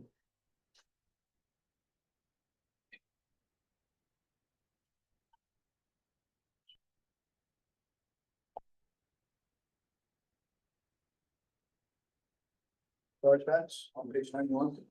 We're waiting for that. Are you just asking what that is? Yep. That's when we take transportation costs and actually, reallocate them to other departments or other funds. So basically it's like the transportation charging other funds for its services. Like sixth grade camp. Whatever. Yeah, sixth grade camp is a great example because that's grant funded. And so we charge the grant fund.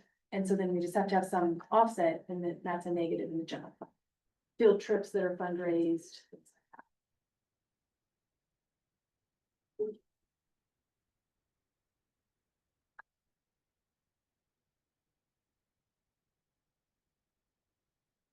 So has the staffing improved for bus drivers or?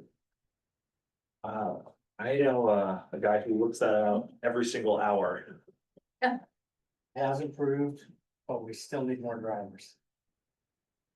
Oh, you're always gonna need more drivers, especially in the spring. But it has improved over the last, I'd say 7 or 8 months. We've gained, I don't know, 4 or 5 drivers and a couple of retired and we're expecting a couple more to leave, so it's a constant influx of drivers. You gotta keep bringing them in. Well, it's not easy to get that CDL either. And it's not easy and not cheap. We make it as easy and as, we don't charge people to get their CDL. Yeah. We do all that for them. We try and make it as easy as we can. We have an on-site trainer that can do all of the, help them get their CDL. She can help them go through and make sure that they get their bus driver certification when they go test it then. So pretty successful. I was gonna say, Steve, you've got some time on your hands. Yeah.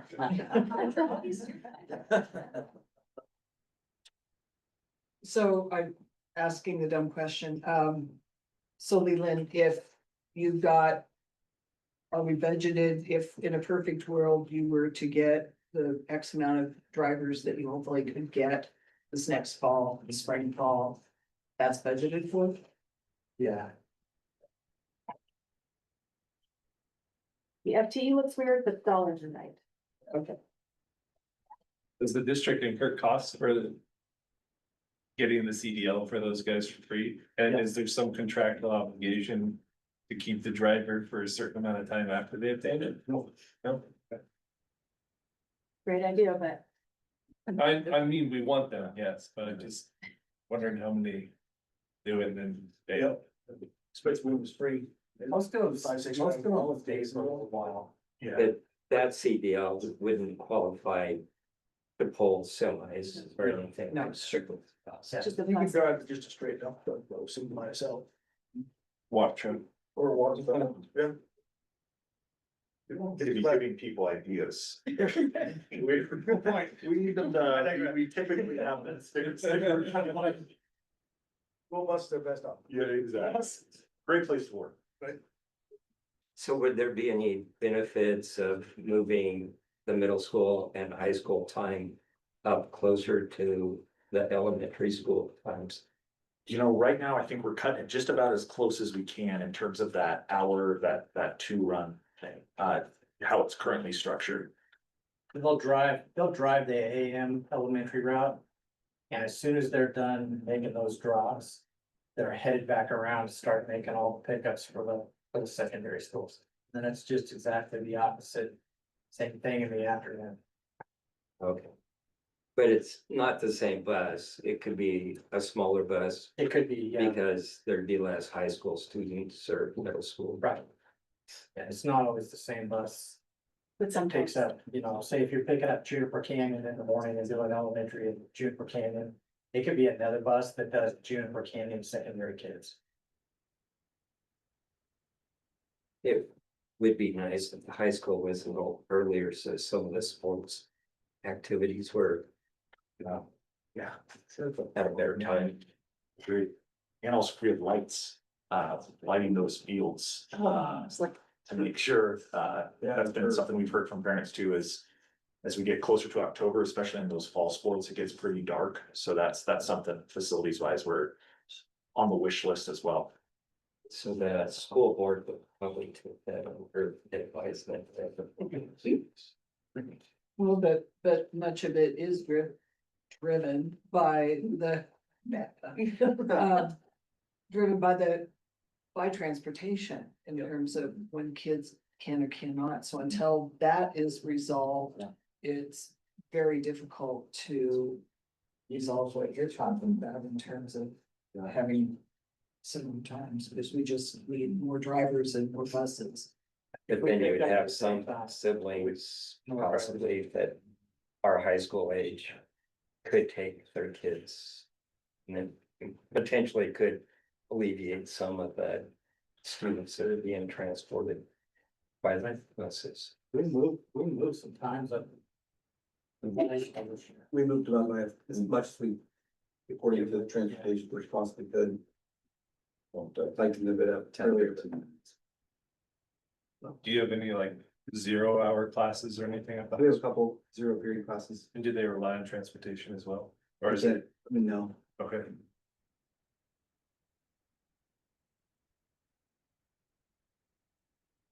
that's a bigger conversation, but. Good one.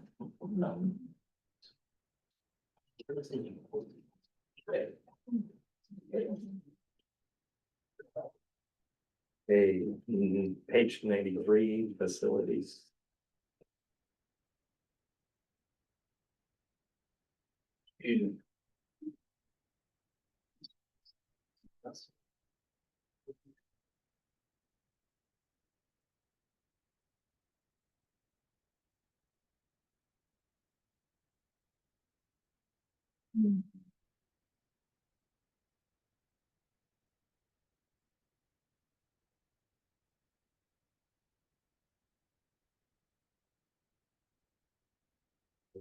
Questions on that one? The only question I have, and I'm gonna allude to it. I'm sorry, we already was dancing. Okay, never mind. No, go ahead. You're probably gonna have different seating situation. I do have a question. Leland, I know that facilities / maintenance works on a shoestring. Is this basically a rollover budget from your perspective? Somewhat, there is a reduction in there, and then it was not, we didn't pay anybody, it was a vacant spot that we went away with this year, but everything else is pretty much flat funding. And any of our projects and some are recurring maintenance things that we do that are like do every 3 years, 5 years, those, we do those out of maintenance reserve. So that's all budgeted and planned for already. Okay, so as she talks about, if there's extra money putting it back into the maintenance reserve, that would be desperately needed down there and. Yes, but that wouldn't fund staff. Right. It would just fund projects. Thank you, Mr. Chair. So, page 96, print shop.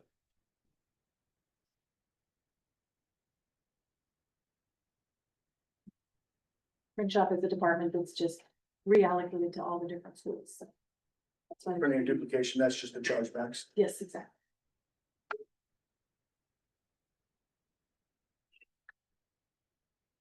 Hmm. Technology.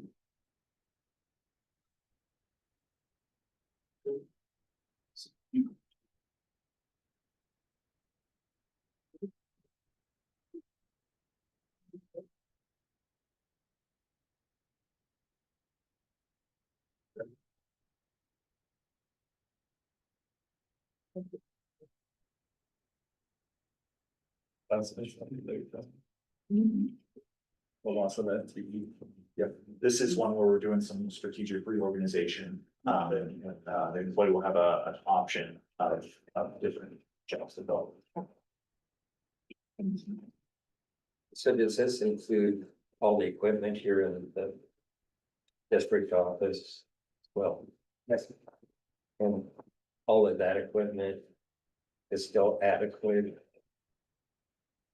Yeah, so I think a couple things we're dealing with is some changes that we've worked with Joel and Hannah on. We're also dealing with the impact of tariffs, which is still like highly unknown. And so we're seeing like fairly significant cost increases to pretty much all hardware that we purchase from books, laptops, because all of that's coming from.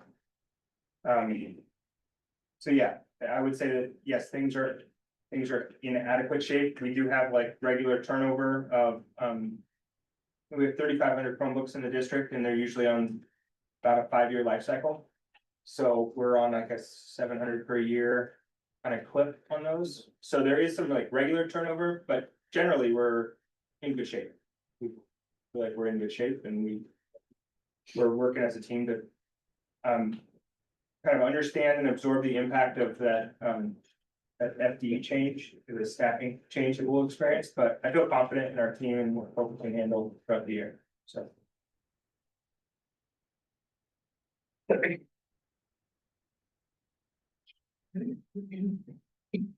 A district office. Page 99.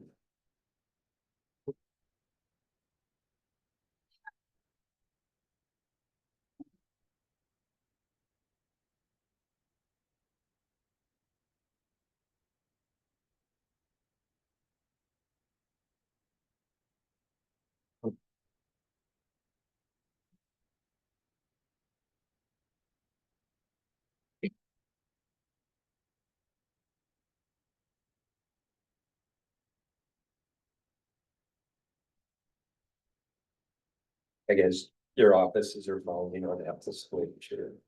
We're doing great. They're used to the south side, right? Sorry.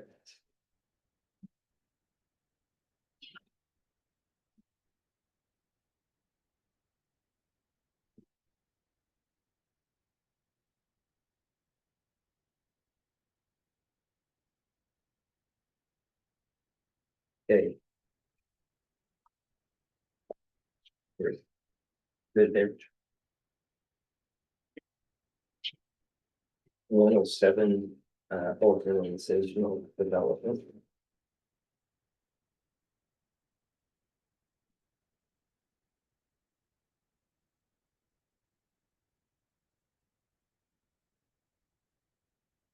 And org development is where you see a lot of that district level professional development that then gets used across the district.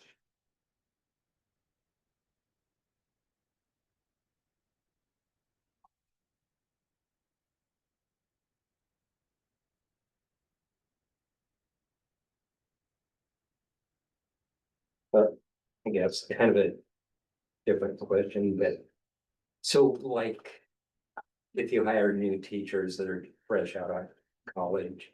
Do you find them adequate in their preparation? Or is there a lot of need to give a little hands-on help? Does that make sense? Do you want to hand? To say, I oversee the mentor program, and so we have one teacher that supports all the beginning teachers in their first and second years to our district, and we've had mentors do that. And I think that adequacy of new teachers, right, they have spent a lot of hours in classrooms before they get to us. They come with recommendations. We go through the hiring process. So when we hire teachers in our district, we are fairly well convinced that they are as quality as they can be, obviously with areas of growth. Like first year teachers are just not, seventh year teachers or eighth year teachers, they don't have the experience to do that, but they come with experience, they come with licensure, they are well prepared. Take on the day-to-day tasks of teaching and knowledge and growth, and then with mentoring, it helps them in those areas where they need to grow in. We also have the coaches at the elementary level that spend a lot of time in classrooms. And nothing prepares you for teaching like teaching. And like, oops, messed that up. So yeah, no, and then I think the elementary level too, having teams of teachers that work really closely together helps a lot too. So it's a big job. Nobody wants to be a first year teacher ever in it. Yeah, I'm glad you said that, because I would say, I don't think teacher programs adequately prepare teachers for the practical side of teaching, of classroom management, so I think Kimberly's point spot on In of. class. Yeah, okay, now you have 30 sets of eyes or 27 sets of eyes looking at you. Yeah, you can't learn that in a, yeah, so. And then there's also another interesting aspect to that where, think of our friend Linda Pepper, who taught for how many years? 500. Slightly longer than what Scott's been on the school board. Yeah. Yeah, Scott, you Yeah. So there is this, making sure that all our, as you stay in a career for 30 years, you also want to make sure we're training our veteran teachers as well as, so that there's a good baseline. And I think Carrie and our curriculum department have done a great job making sure that all our teachers have a solid baseline to serve students. Regardless if they've been 40 years or 40 days. So we've got a lot of great teachers. To the greatest extent possible at high school level, like, because they're, teachers teach different things. Within departments, we try to match a first year teacher that's teaching the same class as a veteran teacher, so they can share ideas, curriculum, PLC. We do that as much as we can. That's another way to help them. Obviously, it rolls from year to year, but how many new teachers do we average? Our mentoring program has served, well, since I've either been a mentor or overseen it in like the last 7 years, we typically support between 18 and 23 first and second year teachers. And those are again, just teachers new to their profession. Our school district obviously gets more new to our district teachers than that. New to teaching. 18 to 23 approximately-ish, every year. Yeah, that are first or second year teachers. So it's about 5 to 7% turnover is typical. In all districts. And where, the mentor teacher support, where is that in the budget? Because that would be a district level, correct? It's under page 109, the next, second. I was right Good there. job with, you moved us ahead instead of before. You're welcome, Mr. Platt.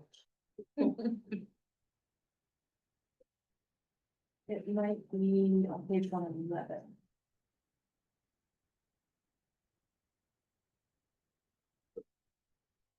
No, it's in somewhere in a district level cost center. It's not coded to be in the individual schools. Yeah, okay, that's the question.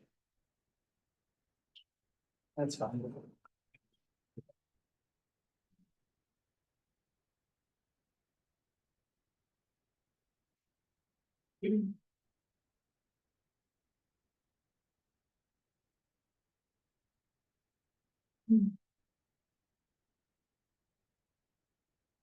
I shouldn't rush this though, okay? How are you doing, Scott? You got another half hour in you? Well, you're cutting into my dinner reservation time, but I'll give you half an hour.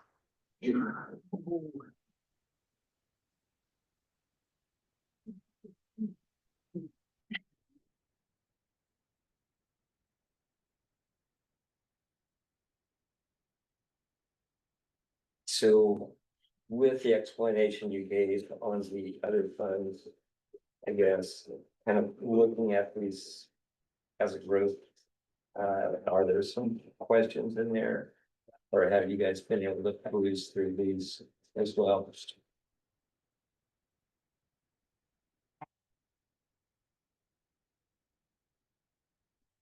You know, Again, these are overstated values just for the fact that you won't have to do budget changes if they come into quality. Right. Some are closer to actual, some are like student funds are really inflated. So it just depends on the individual fund, but generally I try to budget just a little bit more than what I think is going to actually happen.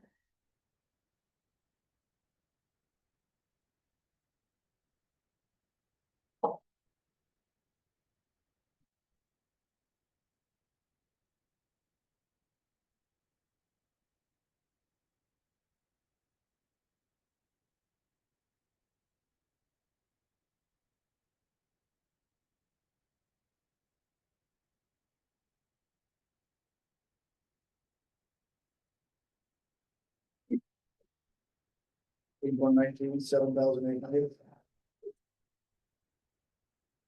7,000. That's just it says. Reserved for next year. Oh, 7,000 function. Yes, that just means that's what we're planning to not spend. And it would just roll forward to the final year.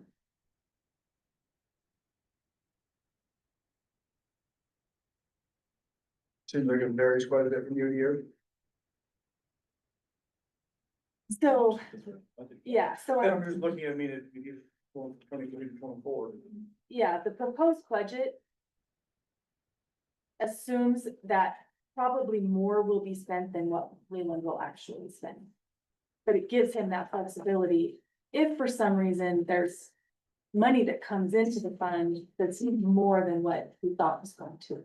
So basically it's he'll end the year with much more than that, what's shown there. But if you budget not spend it, then you're stuck. Sure.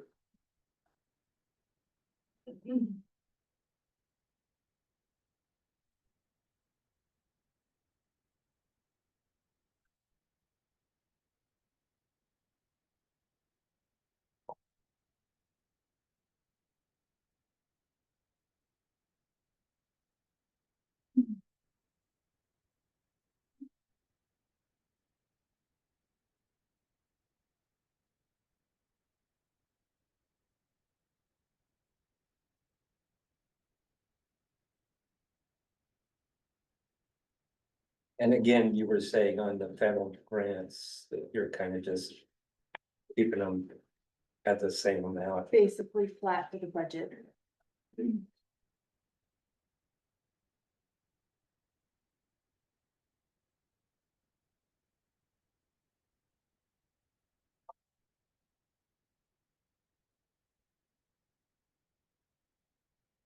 Outdoor school is state supported. And Yes. 129, is that correct? Yes. So the revenue is function 3,000 state sources.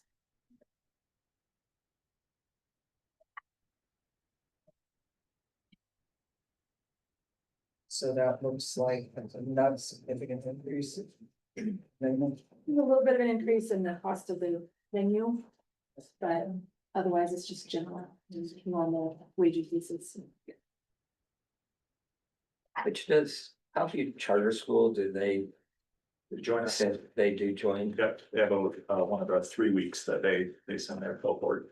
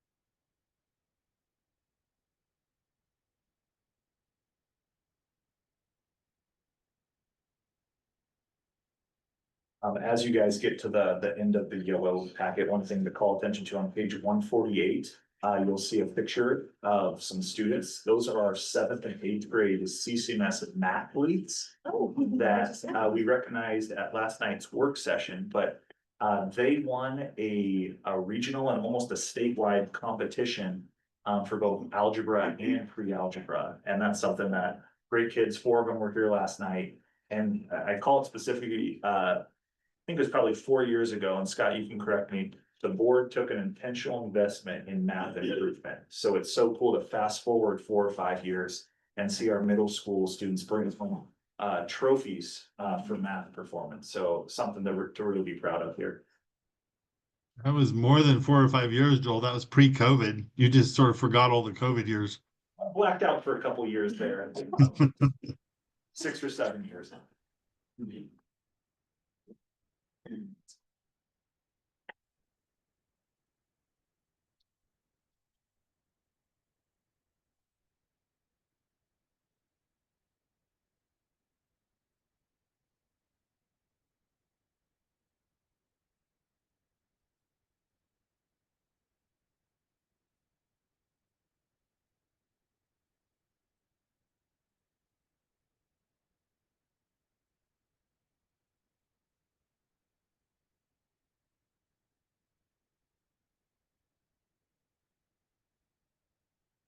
Nutrition services. I know we were kind of had a rocky year, but is anything changing? So costs for next year are kind of sketchy because we have no idea what's gonna happen with some of the increases we can see because of things. So we have no idea what that's gonna look like. Our staffing is whatever our current staffing is, plus whatever the increases are gonna be. Our meal counts went actually up this year because of the CEP program that we're running. But because of nutrition services federally funded, the future of CEP could be questionable, so we don't really know. We don't, there's just a. There's too many unknowns. Hopefully, everything goes great. That's what we're shooting for. If not, we've changed the menu somewhat too, so the menu is a lot simpler and less expensive than what it used to be.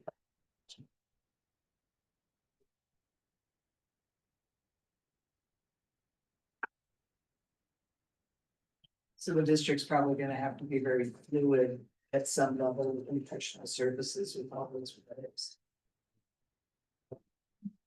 Yeah, we just have to build a budget based on What you do. best knowledge, current information.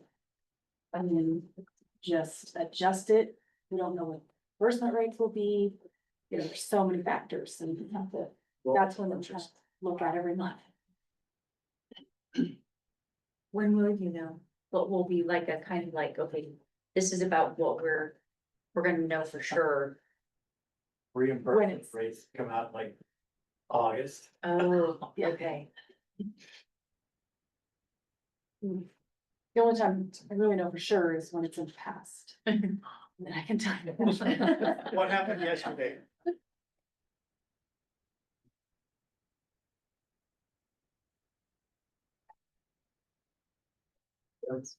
Wait and see.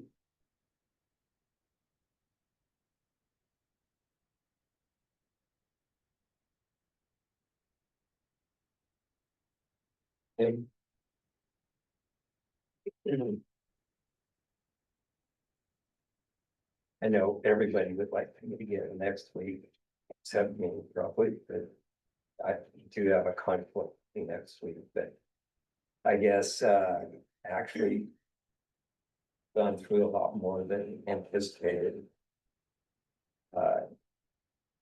Is there a desire of this committee to go ahead and make a motion for the proposed budget?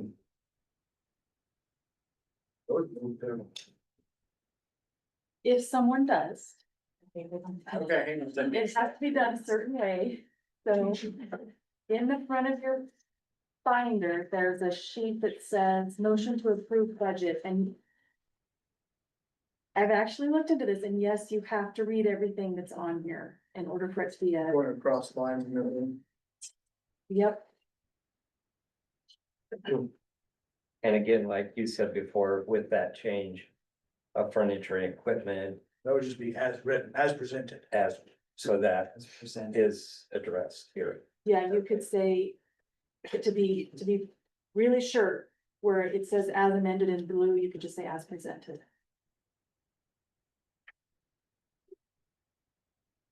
Scott, are you okay if we go ahead and approve this budget?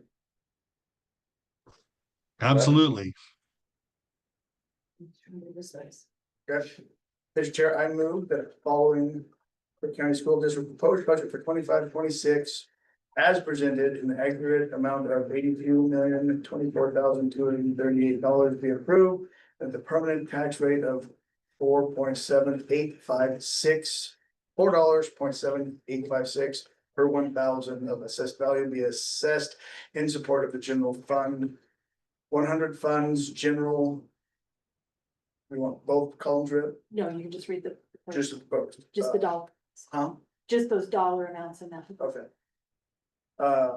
Let me back up, 100 funds, general, 57,067,335.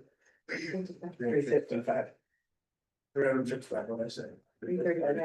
You're taking someone's gas money. We back up, $57,067,355. 200 funds, special revenue, 19,143,430. 300 funds, debt service, 5,813,452. Skip that one. Skip that one, and for a total of $82,024,238. And further, that a tax levy of $2,228,617 be approved for the debt service fund for the purpose of retiring bonded debt owed by the school district. I second that. Sorry if I took anybody's guess. So, moved in second to approve the aforementioned, red budget. Any other questions? So, not to prolong it, like in the past, you've put some room in case there was a bond or anything.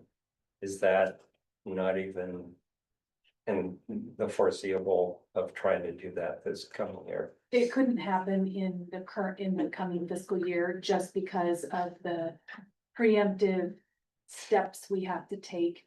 We had facilities plans that expired, so now we have to go through that process, and so we wouldn't be ready for a bond in the 25-26 fiscal year, so I didn't put anything in the budget for it. Okay. Hopefully the next year. Okay. So on this one, on the vote, do we need to go individually, or can we still do it just that? Yep. Okay. So it's been moved in second to approve this, Crook County School District budget. All those in favor, if you can raise your right hand. Good. Guess there's nobody to oppose since it's unanimous. Yep. Oh, Scott, I'm sorry. No. Are you I got voting? raised his hand. I got You did? raised his hand. I raised my hand. Okay, I gave you a lot more time than just a half hour, so. All right, Thank you. okay, so with that. Oh. Yes. We do not have to recess, so. Any other questions or Anything? I've got one quick thing, it'll be less than 30 seconds. Thank you to our staff. A lot of them put in about 14-hour days, so thank you. Thank you to these 3 board members. We had a board meeting last night, policy work session, so thank you guys. Yeah, it's not a here. And then last but not least, well, sorry, and thank to our community members Yes, for taking the absolutely. time to do this and go through a 149-page document. That's a lot. And certainly, thank you to Anna Logan for putting this all together. Let's give her a big thank you. And knowing what everything was. And Scott for zooming in from. Thank Thank you, Scott. All right, you're free, Scott. Wait, he has to adjourn. Yeah. So will we have another meeting? So then, adjourn. or- So Anna, don't expect this next year though. That's- Really not. All right, we're adjourned.